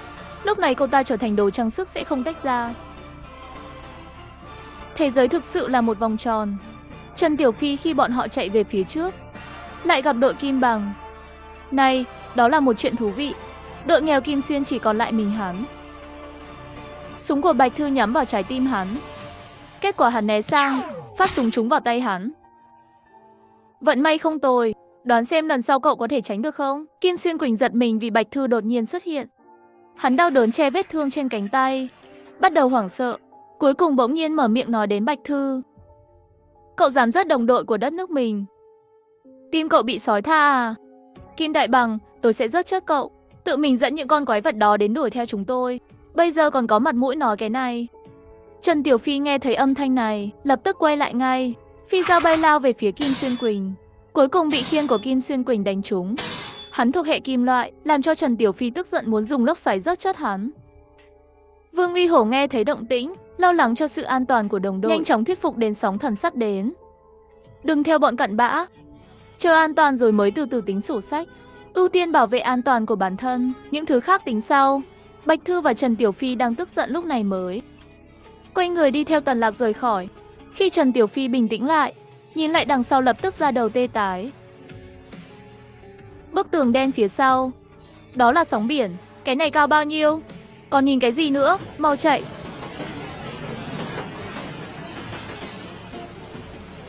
Lúc này rất khẩn cấp. Vương Uy Hổ cũng không thể bỏ lại đồng đội. Hộ tống đội báo săn và bồ câu trắng. Sau khi lên phi thuyền, anh ta xuống phi thuyền. Vương ca, anh không lên sao? Tôi sẽ đợi đội trưởng một chút. Các cậu đi trước đi, chúng ta ngồi chung một phi thuyền. Lớp trưởng nhỏ đâu? Lớp trưởng nhỏ sao không có động tĩnh? Cô ấy sắp ngủ rồi, không sao. Vẫn ổn đến ở trong vòng tay của anh ta không thể xảy ra chuyện gì. Vương Uy Hổ lúc này mới nở nụ cười, miễn là mọi người đều ổn. Vương Uy Hổ quay đầu nhìn qua, sóng biển ngày càng cao. Vương Uy Hổ đột nhiên nhìn thấy đồng đội của mình chạy loạn xạ tới đó, trong lòng mới yên ổn lại. Cuối cùng cũng về, nếu không trở về Vương Uy Hổ cũng phải ngạc nhiên. Tần Lạc bọn họ cũng chạy về. Đi, mau đi lên. Cuối cùng là toàn bộ thành viên rút lui thành công, đánh quái vật đánh quái vật. Đánh xong quái vật đi hẹn hò. Đội 3A có thể bị nguy hiểm. Động vật đột biến của M17 tiêu diệt hết. Tại sao những người thằn lằn này sao lại xuất hiện? Trước đây cũng từng thấy trong phim truyền hình. Ai có thể nghĩ rằng thực tế cũng có. Vở kịch bắt nguồn từ cuộc sống, nói không chừng trước đây đã có, chỉ là con người không phát hiện ra. Nếu suy đoán này là đúng, vậy chúng ta từng sống bình thường trên mặt đất. Họ đang nhìn chằm chằm dưới lòng đất. Thật đáng sợ. Này, anh Tần và lớp trưởng nhỏ đâu? Tối qua anh không nghe. Anh Tần hôm nay muốn đi hẹn hò với lớp trưởng nhỏ. Họ bỏ rơi ba chúng ta. Anh Tần và lớp trưởng nhỏ đi yêu đương, cậu cũng phải đi theo à? Cậu cũng quá dính người đi. Hai người đó đâu rồi? Động vật đột biến ở khắp nơi. Hai người họ còn hẹn hò. Tôi muốn đi xem náo nhiệt. Không phải, tôi muốn bảo vệ họ. Nhiều chuyện thì nói nhiều chuyện, nói chính nghĩa như vậy làm gì? Đi thôi, họ đang đi đến Thảo Nguyên. Lão Bạch, cái đồ quỷ này, cậu không phải cũng như vậy sao? Đi, mau đi thôi. Không phải cậu nói đi bảo vệ sao? Các cậu thật sự muốn đi. Nếu anh Tần đánh các người, tôi sẽ không quan tâm đâu. Lão Vương, nếu cậu không đi thì không phải là thành viên của đội 3A. Vương Uy Hổ có thể không là theo mẹ sao? Của đội 3A. Cậu ta cũng không yên tâm mấy người bọn họ. Lát nữa anh Tần sẽ tức giận. Các cậu làm phiền cuộc hẹn của anh ấy. Tôi đã nói rồi, chúng tôi chỉ ở đó để bảo vệ họ. Cho đội trưởng và lớp trưởng. Một nơi hẹn hò hoàn hảo. Chính xác. Vậy là ba người họ lén lút đi theo hai người Tần Lạc, đuổi theo đến đồng cỏ. Sắp đến chưa? Nhanh thôi, tôi đã có thể cảm nhận được sóng não và của lớp trưởng nhỏ rồi. Lão Bạch, kỹ năng tinh thần này của cậu cũng rất được đó. Ăn đến tên cốc này có thể dùng làm máy tính tiền rồi. Đến lúc đó cậu là cái gì? Chuột bay nhỏ trở thành em bé ăn đến tên. Ha ha ha. Còn nói một tiếng nữa, lát nữa tôi sẽ để cậu không thể nói được nữa. Trần Tiểu Phi liền câm miệng cười. Chúng ta thật sự phải đi à, hay là quay về đi? Khả năng của đội trưởng và lớp trưởng nhỏ cộng lại tốt hơn cả ba người họ. Thực ra cũng không có gì phải lo lắng. Người ta hẹn hò, hai người này thật sự muốn đi. Ai biết hai người họ có não gì? Vương Uy Hổ người chính trực không làm được chuyện này, luôn cảm thấy bất an. Trần Tiểu Phi là tham chơi, Bạch Thư là ác quỷ. Hai sản phẩm này đôi khi cũng rất trẻ con, không phải trẻ con bình thường. Đừng đi nữa. Hai người phía trước có phải là lớp trưởng và anh Tần không? Hai người bọn họ cũng quá hưởng thụ. Ngoài ra còn có lều và thịt nướng nhỏ. Trần Tiểu Phi bọn họ ngồi sau một cái cây cách đó không xa. Bên này cây khô đều không có mấy cây, may mà có đủ để trốn, có thể che chắn thân hình của bọn họ. Bạch Thư nhìn bốn phía. Rất tốt, hiện tại an toàn. Cứ ở đây đi. Không thể đến quá gần, nếu không sẽ bị phát hiện. Chúng ta ngồi xổm ở đây cho mỗi ăn đây. Tôi cũng muốn leo vào đồ nướng. Hay là cậu đi làm một cái lều đi. Bạch Thư ném một gói đồ vào người Trần Tiểu Phi. Sau đó chạm vào thì thấy đó là một túi khoai tây chiên. Thịt nướng không có, nhưng có khoai tây chiên có mùi thịt nướng. Nói xong nhõng nhẽo với Bạch Thư. Lão Bạch à, vẫn là cậu rất tốt. Tránh ra, tránh ra. Muốn như vậy. Vương Uy Hổ đã nhận mệnh rồi. Đến cũng đến rồi. Lấy một chai rượu ra khỏi thẻ không gian, ngồi bên cạnh bắt đầu uống rượu. Thật thoải mái. Sau mười mấy phút, Trần Tiểu Phi từ trong thẻ không gian của mình lấy ra một chút đồ ăn nhẹ, từ từ ăn. Này, người khác hẹn hò cũng như vậy sao? Không nên ôm hôn sao? Cảm giác anh Tần đã nướng xiên lâu rồi. Ai biết chứ? Mấy người chúng ta ở đâu ai từng hẹn hò chứ?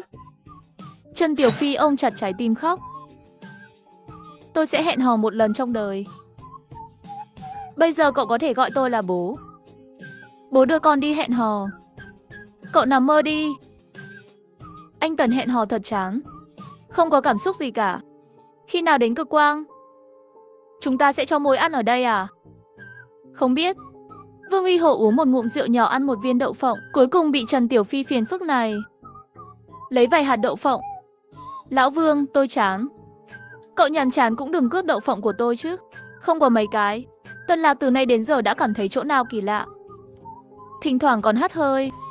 Hứa Đa Đa, em có cảm thấy trong lòng cứ nhồn nhột? Hình như có cái gì đó đang nhìn chằm chằm vào hai chúng ta, không phải là đột biến chứ? Hứa Đa Đa thật ra cũng cảm thấy có mấy con mắt nhìn mình, nhưng nhìn xung quanh cũng không tìm thấy gì. Thi Thi lắc đầu, cô ấy không cảm nhận được. Tần Lạc dứt khoát ôm Hứa Đa Đa vào lòng. Cảm giác đặc biệt tốt, trái tim mềm mại.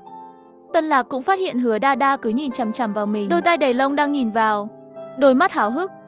Lẫn lộn một chút rồi nhớ ra đây là đồng cỏ, không có ai khác trong vùng hoang dã.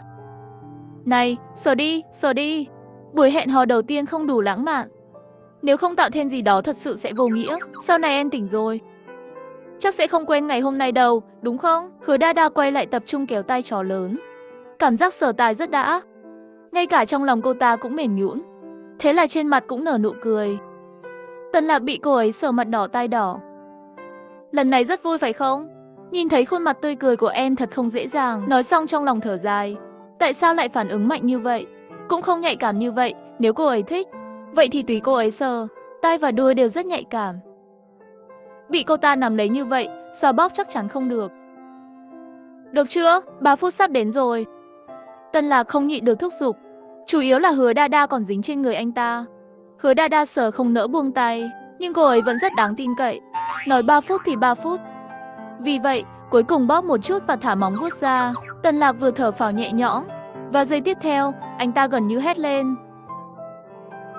Hứa Đa Đa cũng cảm thấy vị trí ngồi rất lạ. Vì vậy cúi đầu nhìn xem Tần Lạc. Tần Lạc nhanh chóng giữ lấy mặt cô ấy. Nhìn cái gì? Em ngồi đau anh rồi. Hứa Đa Đa bị khuôn mặt đẹp trai của anh ấy làm cho ngơ người. Chó lớn thật sự rất đẹp trai. Không đâu, em sẽ xoa xoa cho anh. Em biết mình đang nói gì không? Biến thành thây ma có thể không xấu hổ sao?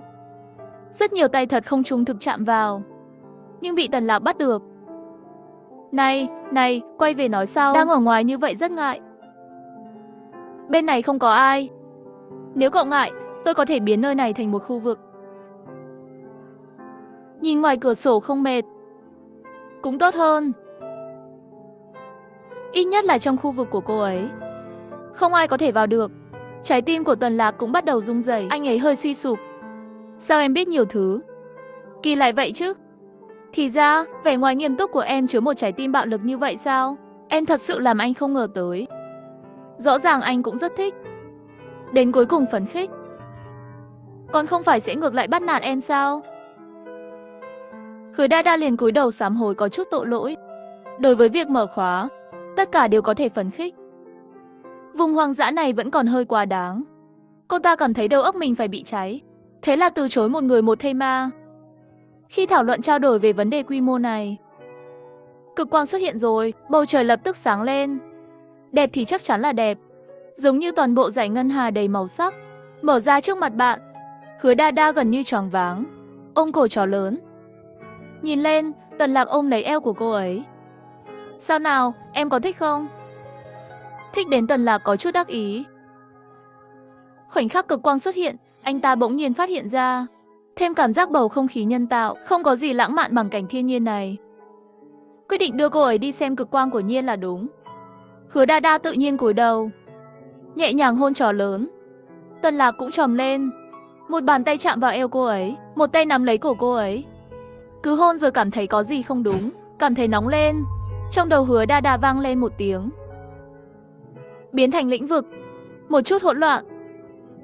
Khu vực bên này bị khóa bởi lĩnh vực không gian của cô ta. Đây vẫn là hiện trường của một ngày trước. Trần Tiểu Phi bọn họ bên này đánh quái mệt mỏi một thân mồ hôi. Trở về thì thấy lều đã biến mất. Đội trưởng đi cắm trại hẹn hò. 3 đồng đội bí mật hộ tống. Lớp trưởng đang ăn thịt nướng nhỏ. Nhìn vào dải ngân hà, họ còn phải đánh quái vật. Cuối cùng ngọt ngào còn mở chế độ VIP. Cuối cùng bị muỗi phát hiện. Cơm chó còn ăn chưa no. Quá bắt nạt chó rồi. Bọn Tiểu Phi bọn họ bên này đánh quái mệt mỏi một thân đổ mồ hôi. Quay lại thì thấy lều đã biến mất. Anh Tần và lớp trưởng nhỏ đã về rồi. không thể cảm nhận được tần số sóng não của họ. Nhưng tôi đã phát hiện ra lĩnh vực không gian của lớp trưởng nhỏ, mặc dù rất nhỏ. Chắc chắn là khu vực không gian được sử dụng bởi lớp trưởng nhỏ, không có dấu hiệu đánh nhau xung quanh. Chắc hai người hẹn hò riêng tư rồi. Đi thôi, không có gì để xem. Về ngủ thôi, ngày mai còn phải về căn cứ. Mau về đi. Anh Tần cũng không biết chuyện này. Điều gì đã xảy ra với một lớp trưởng nhỏ như vậy? Tai nạn. Miệng quạ đừng nói nữa. Tiểu Phi, miệng này của cậu thật sự có chút độc, đừng nói nhảm.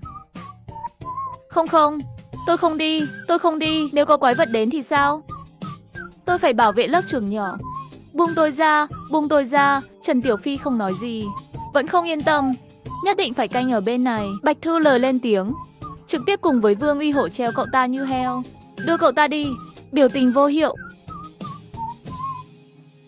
Sáng hôm sau, Tân Lạc trở về với Hứa Đa Đa, trông dáng vẻ cũng rất đẹp. Một người một thây ma ngọt ngào. Ngược lại, ba người họ Vương Uy Hổ không ngủ ngon. Trần Tiểu Phi lo lắng cả đêm đeo quầng thâm dưới mắt. Bạch Thư và Vương Uy Hổ canh. Trần Tiểu Phi nửa đêm chạy ra ngoài cũng không ngủ ngon. Tân Lạc trở về nhìn thấy ba người bọn họ còn giật mình. Ba người đã đi trộm đêm qua. Cả đời này tôi không cần phải lo lắng cho người khác nữa. Đặc biệt là người lo lắng, ngày hôm sau vẫn còn tươi mới. Ngay cả thây ma nhỏ Hứa Đa Đa này cũng có tinh thần tốt. Trần Tiểu Phi thức cả đêm đang muốn khóc. Vương Uy Hổ thì có chút chột dạ. Tối qua ba người bọn họ không phải là kẻ trộm sao? Lén lút theo dõi xem náo nhiệt. Kết quả là làm thêm giờ. Sau khi về vẫn không thể ngủ ngon. Khó quá. Nhưng bạn thân hiếm khi có một lần yêu nhau. Ba anh em này thật sự không có gì để nói. Đêm qua cũng bí mật hẹn hò đầu tiên cho anh ta. Hộ tống rồi. Ba con chó độc thân ẩn giấu công lao và danh tiếng. Tân Lạc sờ đầu. Không ngủ được vậy hôm nay tôi sẽ lái xe. Lái xe khi mệt mỏi là không ổn.